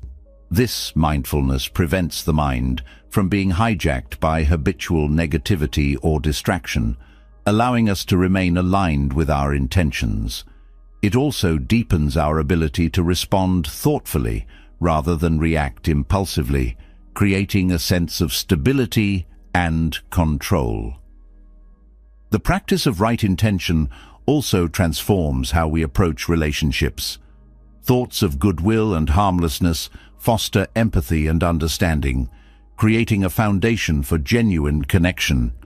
When we let go of judgment and criticism, we open ourselves to seeing others as they truly are, beyond their flaws or differences. This perspective nurtures harmony and reduces conflict, allowing relationships to flourish in an atmosphere of mutual respect. Right intention is not limited to our interactions with others. It also shapes how we relate to ourselves. Thoughts of self-doubt, guilt, or inadequacy often arise unbidden, undermining our confidence and peace. By cultivating intentions rooted in self-compassion, we create a supportive inner dialogue that encourages growth without harshness. This practice helps us approach our own challenges with patience and understanding, reinforcing the belief that we're capable of change and deserving of happiness. The influence of right intention extends to how we pursue goals and ambitions. When our intentions are rooted in wisdom and purpose, our efforts become more focused and meaningful. This alignment prevents us from chasing superficial achievements that offer only fleeting satisfaction. Instead, it guides us toward endeavors that resonate with our values and bring lasting fulfillment. Right intention transforms ambition into a source of growth rather than a source of stress, allowing us to pursue success without losing sight of what truly matters. The connection between thoughts and emotions highlights the importance of right intention. Negative thoughts often trigger feelings of anger, sadness, or fear, while positive thoughts inspire joy, hope, and calm. By consciously guiding our thoughts, we influence not only our actions, but also our emotional state. This practice doesn't mean ignoring difficult emotions, but reframing them in a way that supports healing and resilience. Right intention teaches us to use the power of thought to create a more balanced and uplifting emotional landscape. Right intention also helps us navigate uncertainty and change. Life is unpredictable, and the mind often clings to what is familiar or fears what is unknown. These tendencies can create anxiety and resistance. By cultivating intentions of openness and adaptability, we train the mind to embrace change as a natural part of life. This mindset reduces the stress of uncertainty, allowing us to approach transitions with curiosity and confidence. The practice of right intention requires consistency and commitment. It is not about achieving perfection, but about making deliberate choices each day to align thoughts with what uplifts and strengthens us. There will be moments when negativity or doubt creeps in, but these are opportunities to return to our intentions with renewed focus. Each time we choose thoughts of kindness, clarity, and purpose, we reinforce the habit of right intention, making it easier to sustain over time. The power of right intention lies not only in its ability to shape individual experiences, but also in its ripple effects. Thoughts influence actions, which in turn influence the world around us. When our actions are guided by intentions of goodwill and harmlessness, they contribute to a more harmonious and compassionate environment. This influence extends beyond ourselves, touching the lives of those we interact with and creating a positive cycle of thought and action. Aligning the mind with right intention is a lifelong practice, but its rewards are profound. It transforms the way we experience ourselves, others, and the world, fostering a sense of peace and purpose that transcends external circumstances. By choosing thoughts that reflect our highest values and aspirations, we create a reality that is not only more fulfilling, but also more aligned with the principles of wisdom and compassion. This is the power of right intention, a path to happiness that begins within and radiates outward, shaping our reality in profound and lasting ways. Aligning your thoughts with purpose and wisdom unlocks a reality shaped by clarity, intention, and deep peace. It offers a foundation to build a life that reflects your values and fosters happiness. Yet, this alignment cannot flourish when weighed down by unnecessary complexities and distractions. Letting go of excess is not just about material possessions. It's about clearing the clutter in all areas of life, physical, emotional, and mental, to create space for genuine joy and contentment. Simplicity is not deprivation, it is freedom. It allows you to focus on what truly matters, cultivating a life of balance and fulfillment. Modern life often encourages accumulation, more possessions, more commitments, more achievements. This pursuit of more can feel overwhelming, as it ties us to a constant cycle of striving and comparison. While some of these things may offer temporary satisfaction, they often fail to bring lasting joy. Instead, they create a sense of weight, a burden that distracts from the beauty of the present moment. Simplicity cuts through this noise, offering clarity and a renewed sense of purpose. The Buddhist approach to simplicity begins with understanding the difference between needs and wants. Needs are essential for survival and well-being, while wants often stem from cravings and attachments. These cravings pull us away from peace, tying our happiness to things outside ourselves.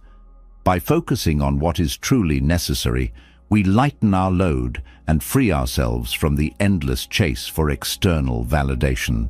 This shift allows us to experience contentment in what we already have. Letting go of excess also cultivates mindfulness. When we simplify, we become more intentional about our choices and actions. Whether it's decluttering a physical space or saying no to commitments that don't align with our values, these acts of simplification require awareness. This awareness extends beyond the act itself, nurturing a deeper connection to the present moment. Each decision becomes an opportunity to practice mindfulness, creating a ripple effect that enhances other areas of life. The freedom that comes from simplicity extends to time and energy. Many people feel trapped by busy schedules and endless obligations, leaving little room for rest or reflection. Simplifying commitments allows you to reclaim your time, focusing on activities and relationships that nourish your soul. This newfound space is not about doing nothing, but about doing what truly brings meaning and joy. It transforms how you experience time, turning it from a source of stress into an opportunity for connection and growth. Simplicity also has profound emotional benefits. Letting go of excess isn't limited to physical possessions. It includes releasing emotional baggage and mental clutter. This means forgiving past grievances, detaching from unhealthy relationships, and quieting the constant chatter of self-criticism. These steps create room for peace and self-compassion, fostering an inner calm that radiates outward. Financial simplicity is another aspect of this path. When we align our spending with our values rather than fleeting desires, we reduce financial stress and cultivate gratitude for what we have. Living within your means doesn't mean sacrificing happiness. It means finding joy in simplicity and avoiding the anxiety of excess debt or materialism. This approach creates stability and a deeper appreciation for life's true treasures. Simplicity also enhances relationships. When we let go of superficial connections and focus on meaningful ones, we create deeper bonds. Simplicity in relationships is about quality over quantity, valuing authenticity and mutual respect over appearances or convenience. This focus nurtures connections that uplift and support, creating a network of trust and care that enriches life. Another profound benefit of simplicity is its impact on decision-making.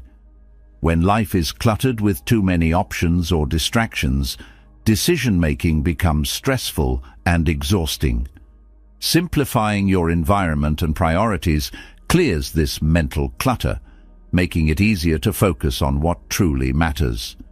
This clarity reduces stress and enhances your ability to make thoughtful, intentional choices. Living simply also deepens your connection to the natural world. Excess often creates a barrier between us and the environment as we become consumed by man-made distractions.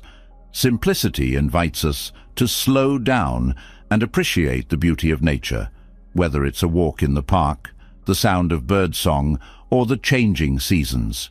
These moments ground us, reminding us of our place in the larger tapestry of life. Letting go of excess doesn't mean abandoning ambition or joy. It means pursuing goals and pleasures that align with your core values rather than societal pressures. This alignment brings authenticity to your actions, ensuring that your efforts contribute to lasting fulfillment rather than fleeting satisfaction. Simplicity transforms ambition from a source of stress into a source of purpose. Simplicity also fosters gratitude. When you strip away distractions and focus on what truly matters, you develop a greater appreciation for life's small joys. A shared meal, a quiet moment of reflection, or the warmth of a loved one's smile becomes a source of deep contentment. Gratitude flourishes in simplicity, creating a positive cycle that reinforces peace and happiness. Sustainability is another benefit of simplicity. Excess consumption often strains resources and contributes to environmental harm.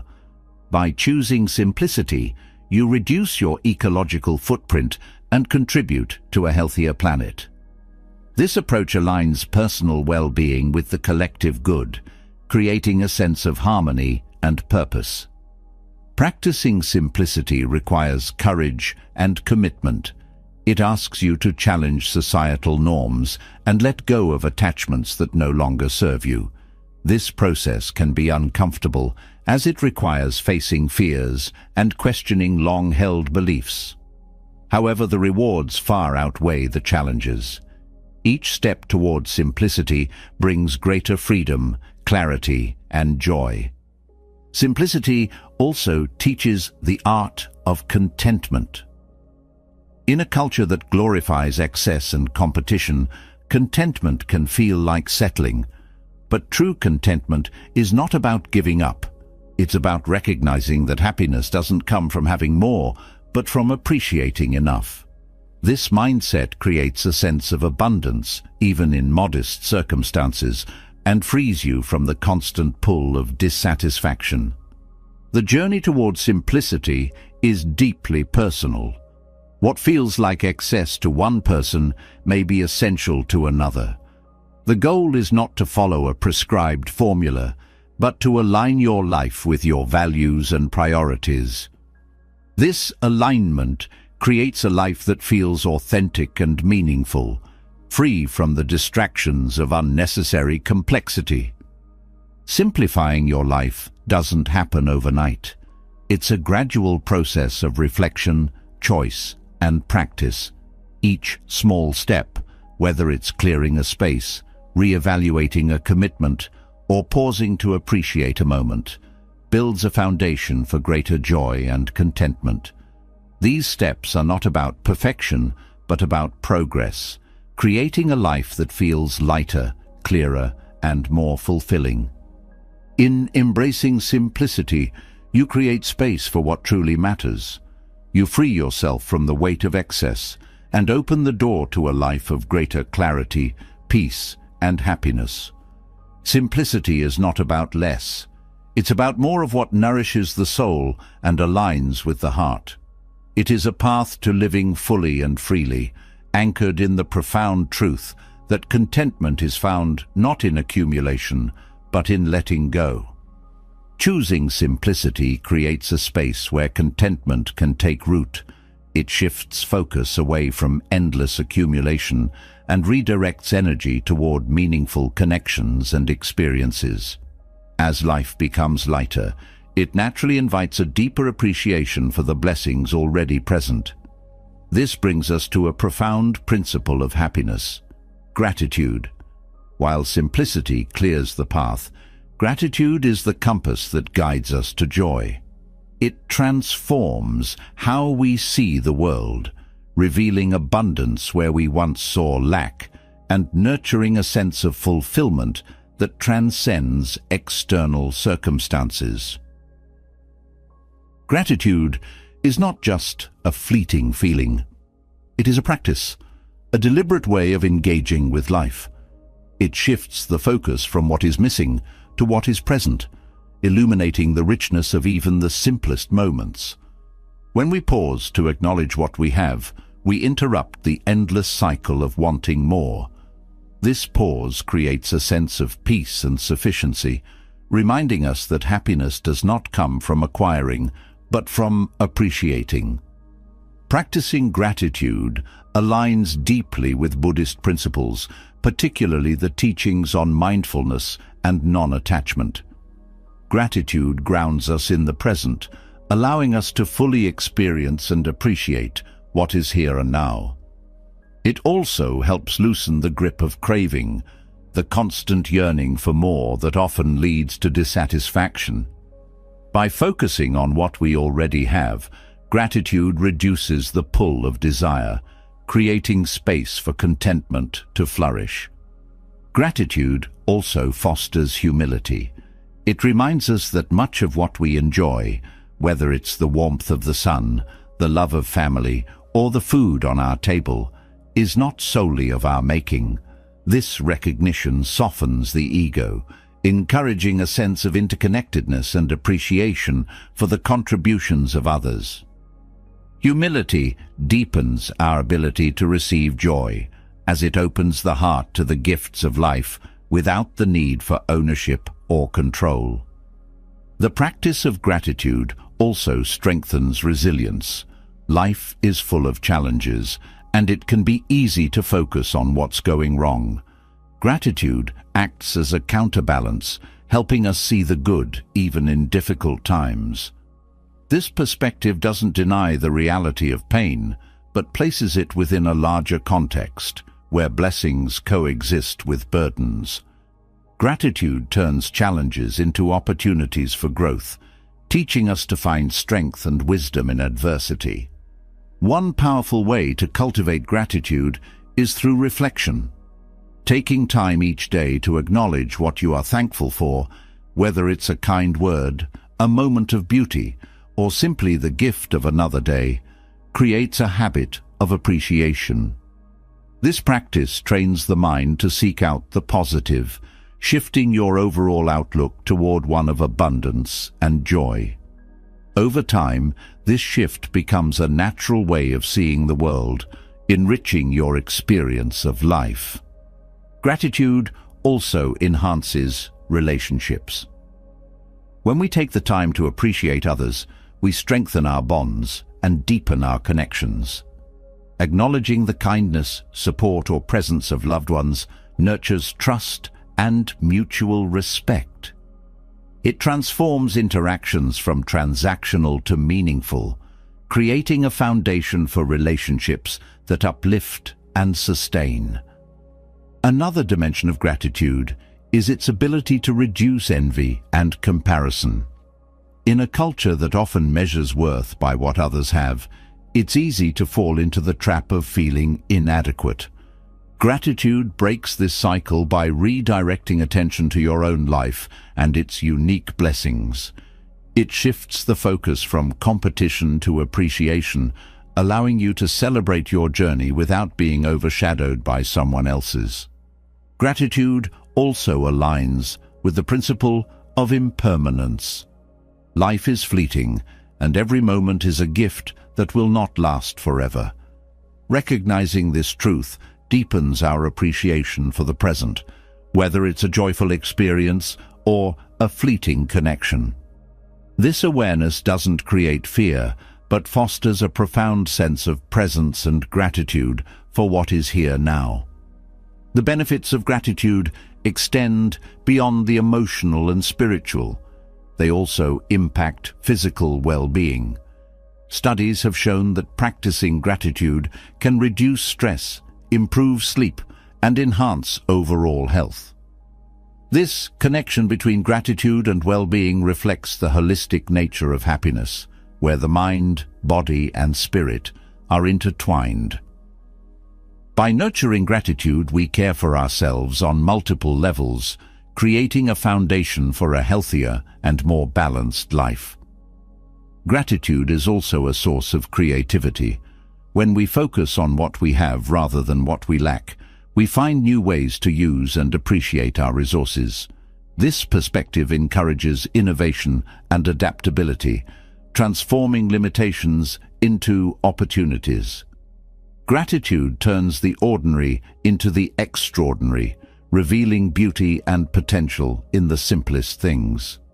The practice of gratitude also deepens our sense of purpose. When we appreciate the gifts of life, we are naturally inspired to give back. Gratitude fuels generosity, encouraging acts of kindness that ripple outward. This cycle of giving and receiving creates a sense of connection and fulfillment that enhances both individual and collective well-being. Gratitude invites us to slow down. In the rush of daily life, it's easy to overlook the small joys and blessings that surround us. By pausing to acknowledge them, we break the habit of rushing and reconnect with the richness of the moment. This practice grounds us, reminding us that joy is not found in chasing, but in being fully present. Gratitude also teaches acceptance. While life may not always align with our expectations, it still offers countless gifts. By focusing on these gifts rather than the gaps, we cultivate a mindset of appreciation rather than resistance. This acceptance doesn't mean settling, but finding peace in what is, even as we strive for growth. The transformative power of gratitude lies in its simplicity. It doesn't require grand gestures or perfect circumstances. It is accessible to everyone, in every moment. Whether it's the taste of a meal, the sound of laughter, or the comfort of a familiar routine, gratitude reveals the richness of life as it is. This simplicity makes gratitude a profound and universal practice, one that transcends cultural and personal differences. Gratitude is not about ignoring challenges or pretending everything is perfect. It is about finding light even in darkness, about recognizing the good amidst the difficult. This perspective doesn't deny pain, but acknowledges that joy and struggle often coexist. Gratitude teaches us to hold both with grace, creating a deeper and more balanced experience of life. As we practice gratitude, it becomes a way of being rather than a momentary feeling. It transforms how we see ourselves, others, and the world, fostering a sense of peace and abundance that transcends circumstances. Gratitude aligns us with the flow of life, reminding us that joy is not something we must chase, but something we can choose, right here and now. This choice is a gift we give ourselves, one that continually renews and enriches our journey. Gratitude unveils the profound abundance already present in life, teaching us to embrace the beauty of what we have, rather than chase after what we think we lack. As this mindset flourishes, it gently steers us toward another often overlooked truth: the power and serenity found in solitude. In a world that often equates being alone with loneliness, Buddhist wisdom reveals a deeper perspective. To live fully does not always require the presence of others. Instead, it encourages a rich relationship with oneself, where solitude becomes a source of strength, clarity, and profound fulfillment. Being alone is not an absence, but a presence. It offers an opportunity to connect deeply with your own thoughts, emotions, and spirit, without the distractions of external noise. In this quiet space, you learn to listen, not only to the world around you, but to the subtle whispers within. This connection fosters self-awareness, revealing the layers of your mind and heart that often remain hidden in the bustle of daily life. The practice of solitude allows for a clearer understanding of your needs, desires, and values. When surrounded by others, it's easy to absorb external influences and lose sight of your own voice. Solitude clears the static, enabling you to discern what truly matters to you. This clarity is not selfish. It strengthens your ability to engage authentically with the world. By knowing yourself, you can offer more meaningful contributions and connections to others.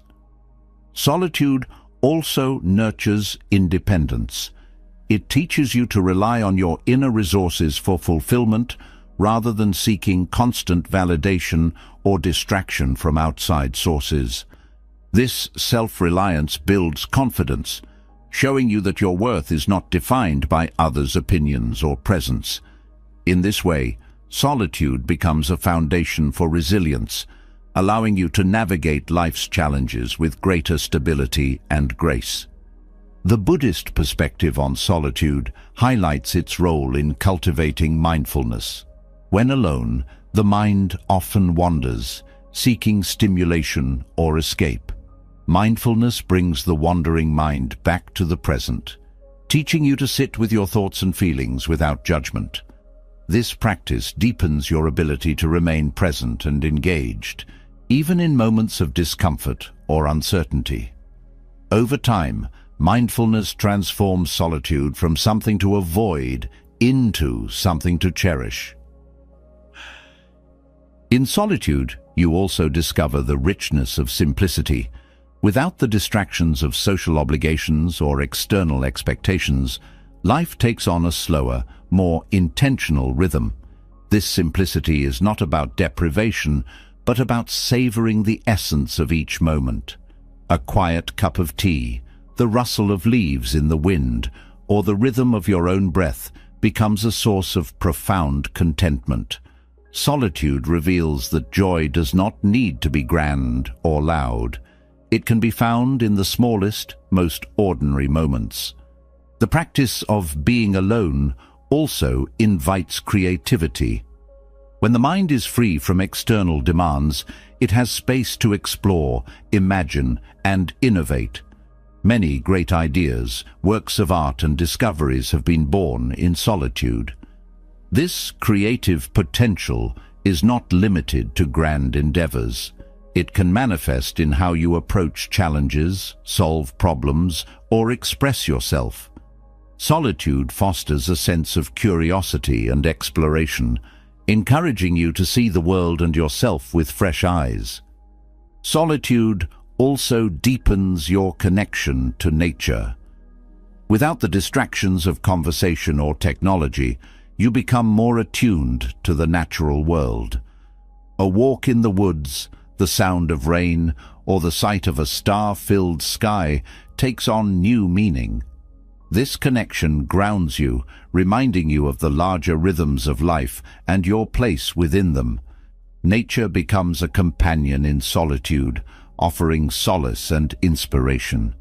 While solitude strengthens self-awareness, it also enhances your relationships with others. By spending time alone, you develop a greater understanding of your boundaries, needs, and emotions. This awareness allows you to engage with others more authentically and compassionately. Solitude teaches you that your worth is not dependent on others, freeing you to form connections based on mutual respect and genuine care rather than neediness or insecurity. The fear of being alone often stems from the discomfort of facing oneself.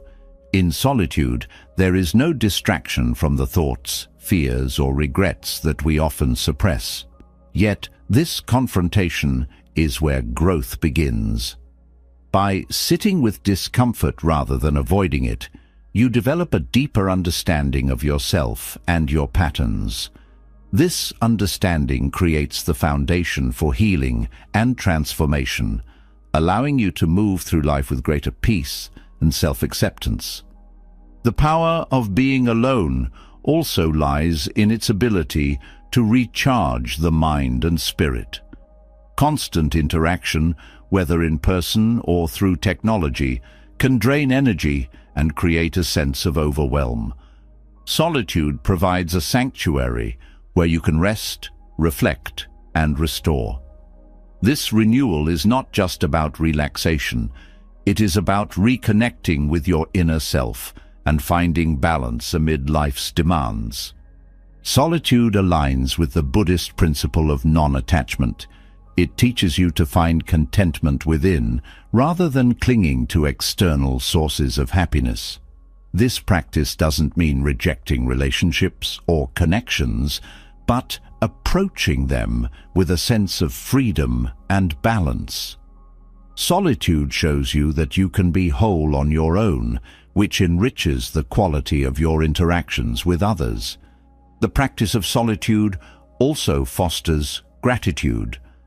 In the quiet of being alone, you become more attuned to the blessings of your life, from the warmth of a safe space to the richness of your thoughts and experiences. This gratitude is not limited to material things. It extends to the simple act of being, the opportunity to exist and explore the depths of your inner world. Solitude reveals that contentment is not found in what you have, but in how you perceive and appreciate your life. Living alone fully does not mean isolating yourself from the world.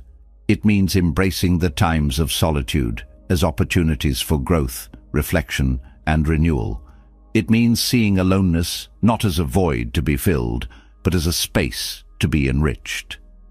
This perspective transforms how you experience yourself and your relationship with the world, creating a balance between connection and independence. The journey of solitude is deeply personal, shaped by your unique experiences, needs, and aspirations. It invites you to explore the vast inner landscape that often goes unnoticed in the rush of daily life. This exploration is not about reaching a destination, but about discovering the richness and depth of simply being. Solitude becomes a companion, a teacher, and a source of profound joy and fulfillment. In embracing the power of being alone, you learn that life's fullness does not depend on constant activity or interaction. It is found in the quiet moments of presence, the deep well of inner peace, and the infinite potential of your own spirit. Solitude is not emptiness, it is wholeness. It is a path to living fully, with clarity, balance, and an unwavering connection to yourself and the world around you. Solitude reveals the richness of being present with yourself, teaching the profound truth that fulfillment comes from within. Yet, even in the quiet, one element can persistently disrupt peace: the untrained mind. Thoughts, emotions, and mental chatter often pull us away from clarity, scattering our focus and intensifying suffering. Buddhist teachings illuminate a path to freedom from this inner turmoil. Mastering the mind is not about silencing it, but learning to guide it with awareness and wisdom. This practice allows you to engage with life from a place of calm and strength, rather than being ruled by the fleeting whims of thought. The mind is powerful, capable of shaping your reality in ways both profound and subtle. When left unchecked, it can amplify fears, fuel doubts, and distort perceptions. However, this same mind, when cultivated with care, can become a source of clarity, resilience, and peace. The first step in this transformation is awareness. Recognizing how your thoughts influence your emotions and actions is key to understanding the patterns that create unnecessary suffering. This awareness is not about judgment, but about observing with curiosity, creating space to choose how you respond. Detachment from thoughts is essential to mastering the mind. This does not mean suppressing or ignoring thoughts, but understanding that they are not inherently true or permanent. Thoughts arise, linger, and fade, much like clouds in the sky. By observing them without attachment, you create a buffer between yourself and the mental narratives that often dictate your mood and actions. This practice allows you to engage with your thoughts selectively, giving attention only to those that align with your values and intentions. Emotional regulation is another cornerstone of mastering the mind. Emotions often arise in response to thoughts, and when left unchecked, they can spiral into overwhelming states. By grounding yourself in the present, you can interrupt this cycle, returning to a place of balance. Mindfulness is a powerful tool for this purpose, helping you to anchor your awareness in the moment rather than being swept away by emotional waves. Over time, this practice builds emotional resilience, allowing you to navigate challenges with greater ease. The practice of mindfulness also extends to how you perceive external events. Much of the mind's turmoil comes from resisting reality or attaching meaning to things beyond your control. By accepting life as it unfolds, you reduce the mental friction that creates stress and dissatisfaction. This acceptance is not passive. It is an active choice to respond with wisdom rather than react impulsively. It allows you to see challenges as opportunities for growth rather than as obstacles to your peace. Cultivating focus is another essential aspect of managing the mind. A wandering mind is often a restless mind, and learning to direct your attention can significantly reduce mental clutter. Practices such as meditation or focused breathing train the mind to concentrate, enhancing your ability to stay present and engaged. This focus is not about forcing the mind into submission, but about gently guiding it toward what matters most. With practice, this ability to focus becomes a source of strength and clarity, empowering you to navigate life's complexities with greater confidence. Perspective is a powerful tool for calming the mind. When faced with challenges, the mind often magnifies problems, making them seem insurmountable. Shifting your perspective can reveal new solutions or reduce the perceived weight of a situation. This shift is not about denying difficulties, but about viewing them with a balanced lens. It reminds you that no single moment defines your entire life, and that change is always possible. Gratitude also plays a role in quieting the mind. When you focus on what you have rather than what you lack, you reduce the mental chatter of dissatisfaction. Gratitude grounds you in the present, reminding you of the abundance in your life. This practice shifts the mind from a state of longing to a state of appreciation, fostering a sense of contentment that counteracts restlessness. The mind's influence extends beyond emotions to actions.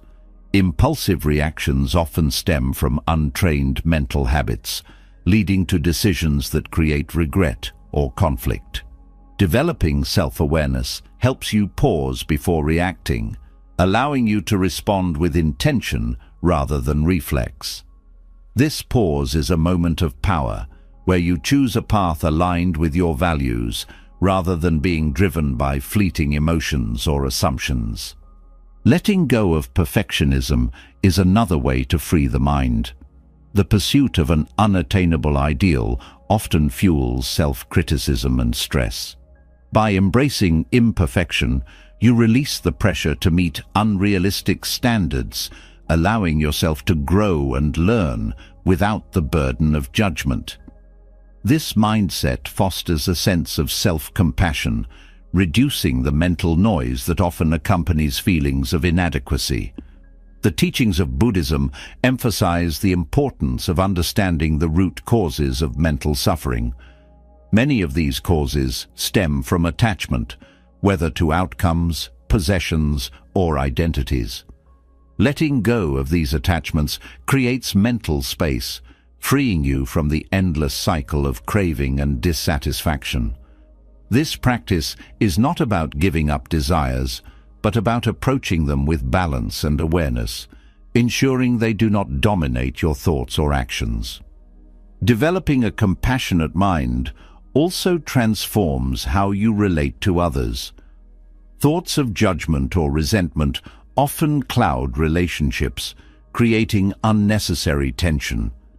By cultivating compassion, you replace these thoughts with understanding and kindness. This shift not only enhances your interactions with others, but also reduces the mental burden of carrying negative emotions. Compassion becomes a bridge, connecting you to others while maintaining your own inner peace. The power of rituals and routines cannot be overlooked in mastering the mind. Daily practices such as meditation, journaling, or mindful movement create anchors that ground you amid life's uncertainties. These rituals provide a sense of stability, helping you to center your mind and reconnect with your intentions. Over time, they become a source of strength, guiding you through challenges and reinforcing your mental clarity. Forgiveness is another practice that liberates the mind. Holding on to anger or resentment ties you to the past, creating a constant undercurrent of tension. Forgiveness is not about condoning harm, but about releasing its hold on your thoughts. It frees you to move forward, unburdened by the weight of grievances. This act of letting go creates space for healing and growth, restoring your mental equilibrium. The journey to mastering the mind is ongoing, requiring patience and commitment. There will be moments of progress and setbacks, but each effort strengthens your ability to navigate the complexities of life with greater ease. This process is not about achieving a perfect state, but about developing a harmonious relationship with your mind, where thoughts serve rather than control you. The mind, when nurtured and trained, becomes a powerful ally in creating a life of balance and fulfillment. By practicing awareness, detachment, and intention, you transform how you experience the world and yourself. This mastery doesn't eliminate challenges, but equips you to face them with resilience and grace. It allows you to engage with life fully, from a place of calm and clarity, free from the turmoil of an untrained mind. Through these practices, you discover that the mind is not a cage, but a canvas, capable of shaping a reality that reflects your deepest peace and wisdom. Mastering the mind reveals a deeper truth about life's complexity and simplicity. It shows that peace is not the absence of challenges, but the ability to meet them with clarity and balance. Yet, understanding the mind is only one layer of the wisdom offered by Buddhism. Beneath this lies a profound framework that serves as the cornerstone of the Buddha's teachings, the Four Noble Truths. These truths are not abstract ideas, but practical insights into the nature of human suffering and the path to liberation. They provide a lens through which we can view our experiences with greater awareness and purpose, guiding us toward a life of deeper fulfillment. The Four Noble Truths are both universal and personal. They reflect the shared reality of human existence while offering a path unique to each individual's journey. The first truth acknowledges the presence of suffering in life. It is not a pessimistic statement, but a recognition of reality. Life is filled with moments of loss, disappointment, and pain. By naming this suffering, we begin to confront it directly rather than avoiding or denying its presence. This recognition is not about dwelling on the negative, but about creating a foundation of honesty from which growth can begin. The second truth identifies the root cause of suffering: craving or attachment. Craving takes many forms, from the desire for material possessions to the need for validation or control. This longing ties our happiness to external conditions, creating a cycle of dissatisfaction when those conditions are not met. The mind clings to what it wants and resists what it dislikes, leading to a state of constant struggle. Recognizing this pattern is a powerful step toward breaking free from its grip. It invites us to examine our desires and attachments with curiosity and compassion, uncovering the ways they contribute to our unease. The third truth offers hope, the possibility of ending suffering. This cessation is not about escaping life's challenges, but about transforming our relationship with them. It is the liberation that comes from letting go of craving and attachment, allowing us to experience life with greater ease and joy. This freedom is not a distant ideal, but a tangible state that can be cultivated through practice and awareness. It is the space where peace replaces struggle and contentment arises naturally from within. The fourth truth provides the path to this liberation, the Noble Eightfold Path.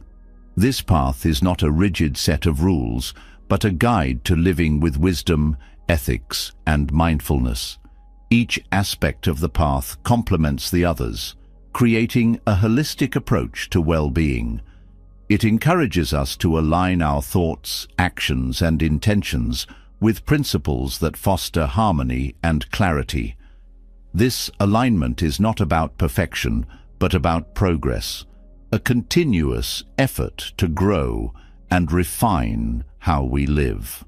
Understanding the Four Noble Truths requires more than intellectual comprehension. It demands experiential insight. Each truth invites reflection and application in daily life. Acknowledging suffering helps us face challenges with honesty and resilience. Recognizing the causes of suffering teaches us to let go of habits and attachments that no longer serve us.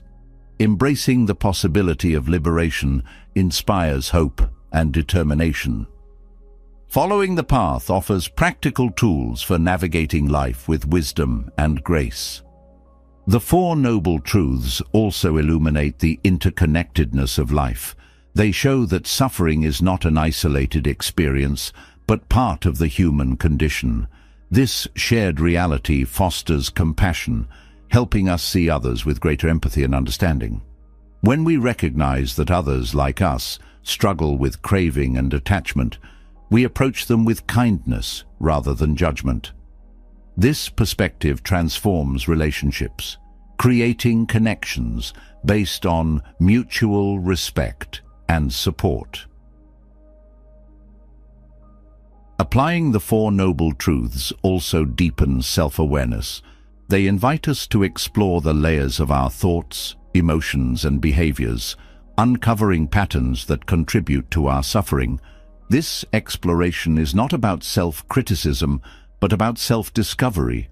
It reveals the potential for change and growth within us, empowering us to take steps toward a more peaceful and fulfilling life.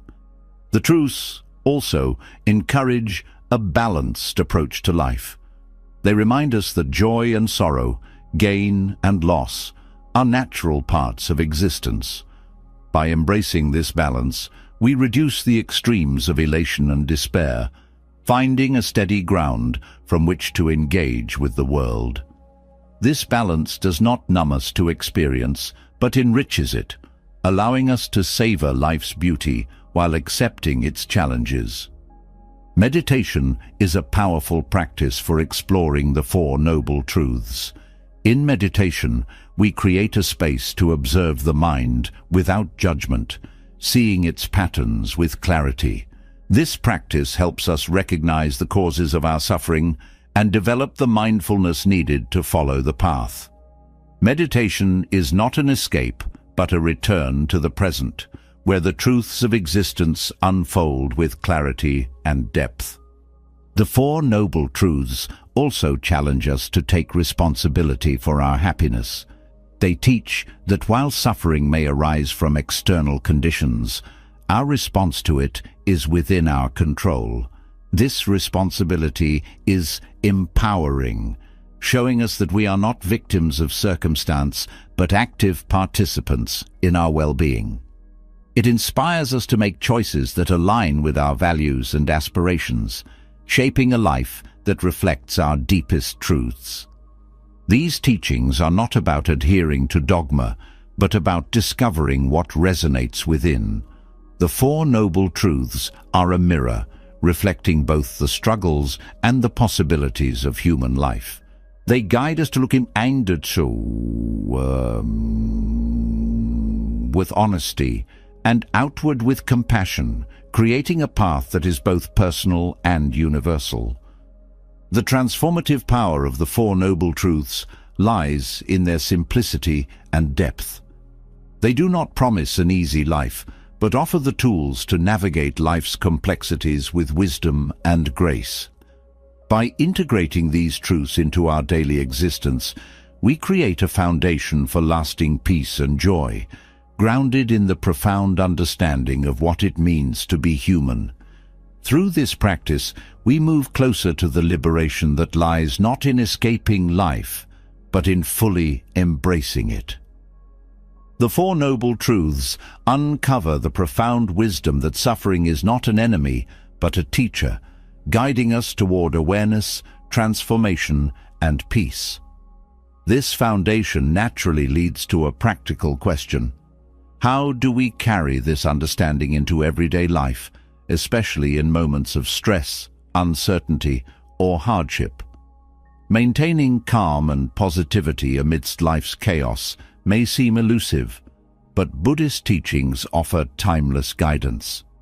They show that serenity is not found in controlling the external world, but in mastering the inner landscape. Calmness begins with self-awareness. Much of the turmoil in life stems from unexamined reactions.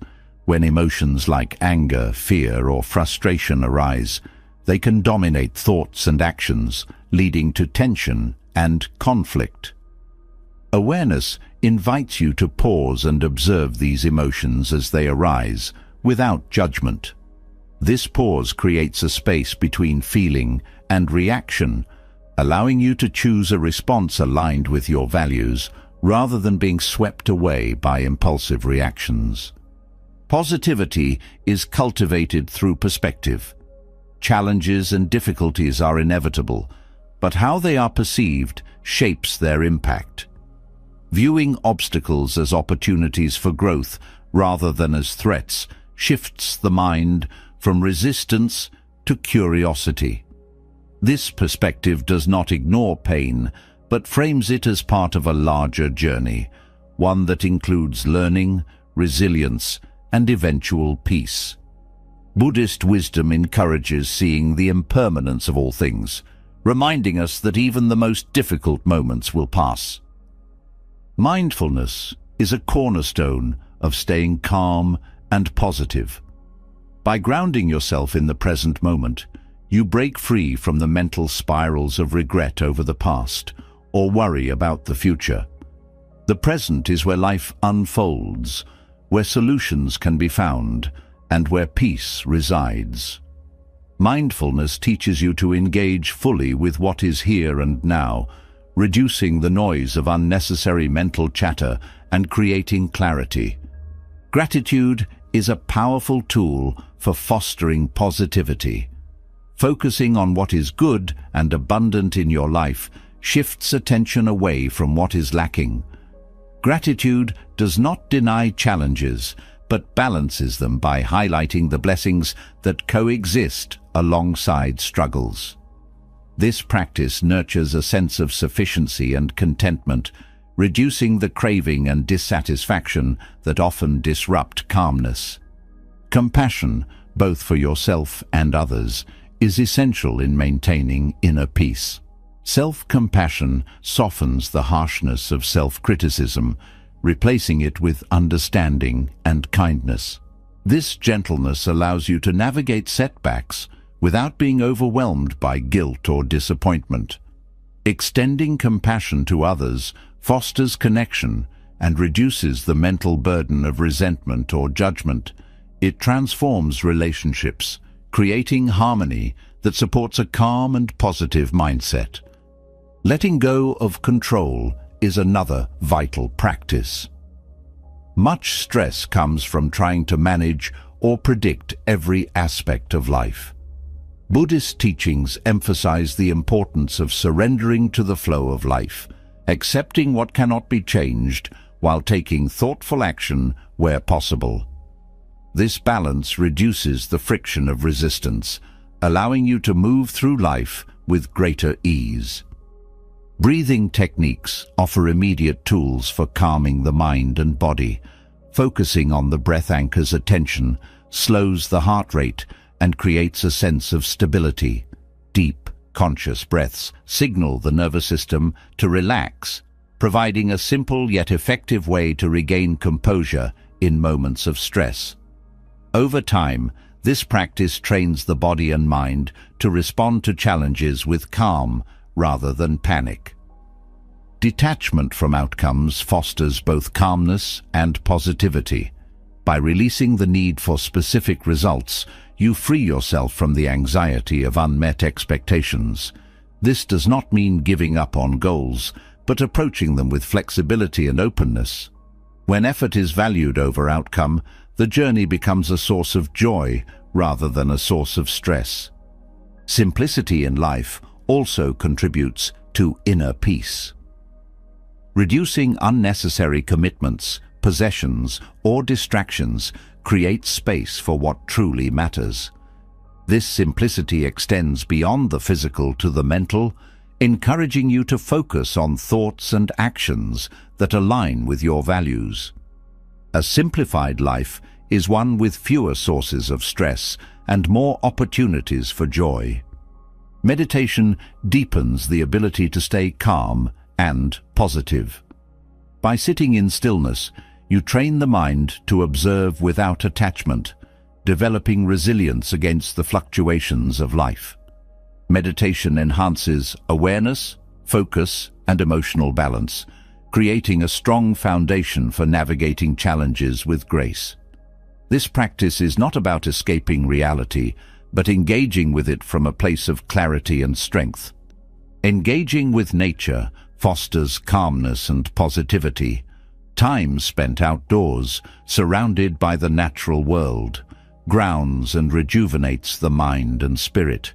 Nature's rhythms remind you of the interconnectedness and impermanence of life, encouraging a sense of peace and perspective. Whether it's a walk in the park or listening to the sound of rain, these moments of connection to nature soothe the soul. Forgiveness is another practice that supports inner peace. Holding on to anger or resentment ties you to the pain of the past, creating ongoing tension. Forgiveness is not about condoning harm, but about freeing yourself from its hold. It releases the mental energy tied up in grievances, creating space for healing and renewal. Building a daily routine that includes moments of stillness and intention supports a calm and positive outlook. These routines provide anchors in the chaos of daily life, grounding you in practices that foster balance and clarity. Whether it's a morning meditation, journaling, or a mindful cup of tea, these small acts create a rhythm that nurtures peace. Perspective on failure is also key to maintaining positivity. Viewing failure as a natural part of growth rather than as a setback shifts the narrative from defeat to opportunity. This mindset encourages resilience and optimism, showing you that mistakes are not the end, but a step on the path to success. Connection with others also plays a role in staying positive. Meaningful relationships provide support, inspiration, and a sense of belonging.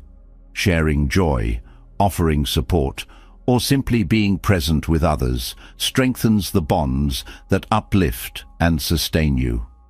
These connections remind you that you are part of something larger, reducing feelings of isolation. The journey to staying calm and positive is one of practice and patience. It is not about erasing all challenges or achieving a perfect state, but about developing habits and perspectives that guide you through life with greater ease and joy. Each moment of awareness, each act of kindness, and each breath taken with intention builds a foundation of inner peace. This foundation allows you to engage with life fully, meeting its highs and lows with a steady heart and an open mind.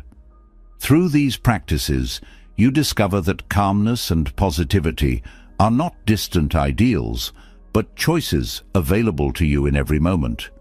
They are the fruits of a life lived with intention, compassion, and mindfulness, grounded in the timeless wisdom of Buddhism. Maintaining calmness and positivity fosters a foundation of resilience and clarity. It aligns actions with wisdom and cultivates an inner peace that radiates outward. Yet, while tranquility strengthens the mind, dignity fortifies the spirit.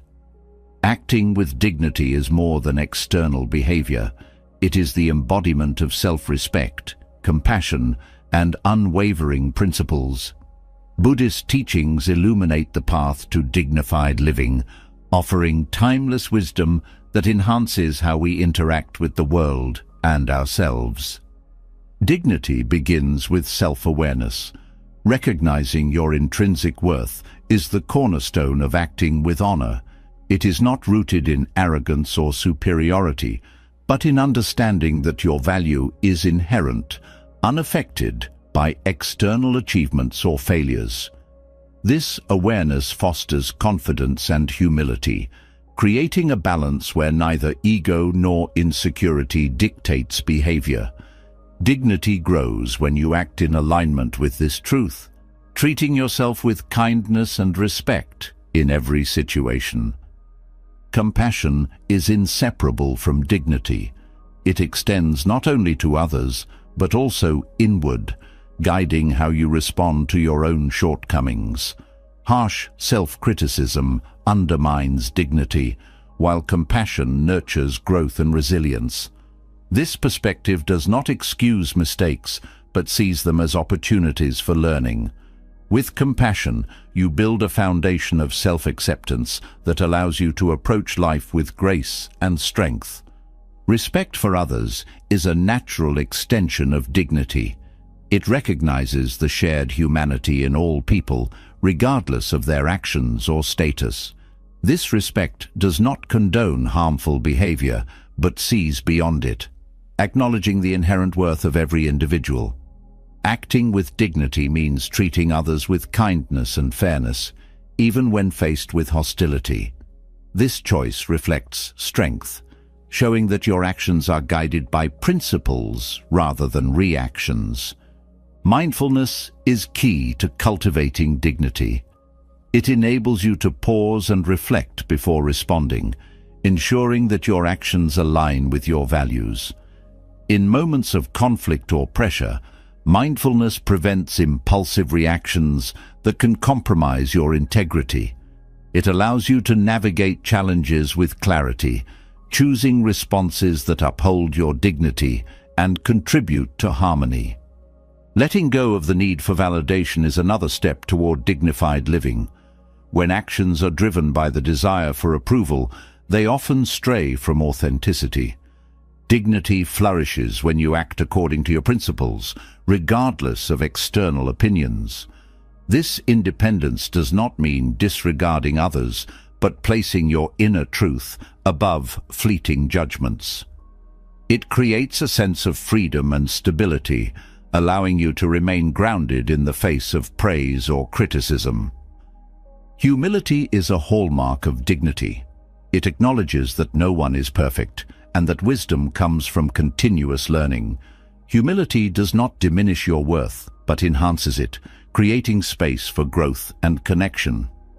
It fosters openness to new perspectives and the willingness to admit mistakes, strengthening relationships and deepening your understanding of yourself and the world. Dignity is also reflected in how you handle adversity. Life's challenges test your character, offering opportunities to act with strength and integrity. Facing difficulties with courage and composure demonstrates a commitment to your principles, even when circumstances are unfavorable. This resilience inspires others and reinforces your own sense of self-respect. Patience is another key element of dignified living. It allows you to navigate life's complexities without rushing or reacting impulsively. Patience creates space for thoughtful decisions and fosters a calm, steady presence. This steadiness is not passive but active, showing that you can remain centered even amidst uncertainty or difficulty. Integrity is the foundation of dignity. It means living in alignment with your values, regardless of external pressures or temptations. Integrity requires honesty, not only with others, but with yourself. It involves acknowledging your intentions and ensuring that your actions reflect them. This consistency builds trust, both within yourself and in your relationships, creating a life that feels authentic and meaningful. Generosity enhances dignity by shifting focus from self-interest to the well-being of others. Acts of kindness and giving reflect a sense of abundance and connection, strengthening bonds and uplifting those around you. Generosity does not diminish your worth but amplifies it, showing that dignity is not about self-preservation but about contributing to the greater good. Gratitude also plays a role in dignified living. It fosters a sense of appreciation for the opportunities and relationships in your life, reducing feelings of entitlement or dissatisfaction. Gratitude shifts your perspective, encouraging you to approach life with humility and joy. This mindset enriches your interactions and reinforces your sense of balance and peace. Communication is another avenue where dignity is expressed. Speaking with honesty, respect, and clarity fosters understanding and connection. Words have the power to build or break, and choosing them carefully reflects a commitment to integrity and kindness. Listening with the same respect enhances this dynamic, showing that you value others' perspectives as much as your own. Boundaries are essential for maintaining dignity. They define how you allow others to treat you and ensure that your energy is directed toward what aligns with your values. Setting boundaries is not about exclusion, but about self-respect. It protects your well-being and creates a foundation for healthy, balanced relationships. Simplicity in life also supports dignified living. When you let go of excess distractions or superficial pursuits, you create space for what truly matters. This focus reduces stress and fosters clarity, allowing you to engage with life and others from a place of authenticity and peace. Forgiveness is a powerful expression of dignity. Holding on to anger or resentment ties you to the actions of others, diminishing your freedom. Forgiveness is not about condoning harm, but about releasing its hold on your mind and heart. This act of letting go restores your peace and allows you to move forward with strength and clarity. The practice of reflection deepens your ability to live with dignity. Taking time to examine your actions, intentions, and growth fosters self-awareness and accountability. This practice is not about perfection, but about continuous improvement, ensuring that your choices align with your principles and aspirations. Dignity is not a static state, but an ongoing practice. It evolves with each choice, each moment of awareness, and each act of kindness. It requires patience, commitment, and courage, but the rewards are profound. Living with dignity creates a life of balance, harmony, and purpose, grounded in the timeless wisdom of Buddhist teachings. Through this practice, you discover that dignity is not something you seek. It is something you embody, a reflection of your deepest truths and highest aspirations. Life's uncomfortable truths are not meant to unsettle us. They are here to free us. Each truth, from letting go of ego to embracing impermanence, teaches us to shed illusions and rediscover the profound simplicity of joy. These teachings remind us that happiness isn't something we chase, but something we cultivate within, by accepting life as it is and aligning ourselves with its flow. They challenge us to see suffering not as an enemy, but as a guide, to seek validation not from others, but from our own sense of integrity, and to find strength in the act of letting go. As you reflect on these truths, consider how they apply to your own journey. Where can you embrace change more gracefully? How can you let go of the unnecessary to make space for contentment?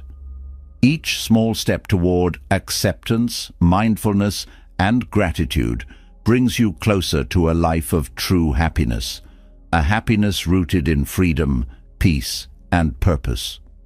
Let's keep this conversation alive. Share in the comments which truth resonated with you the most, or how you plan to incorporate these teachings into your life.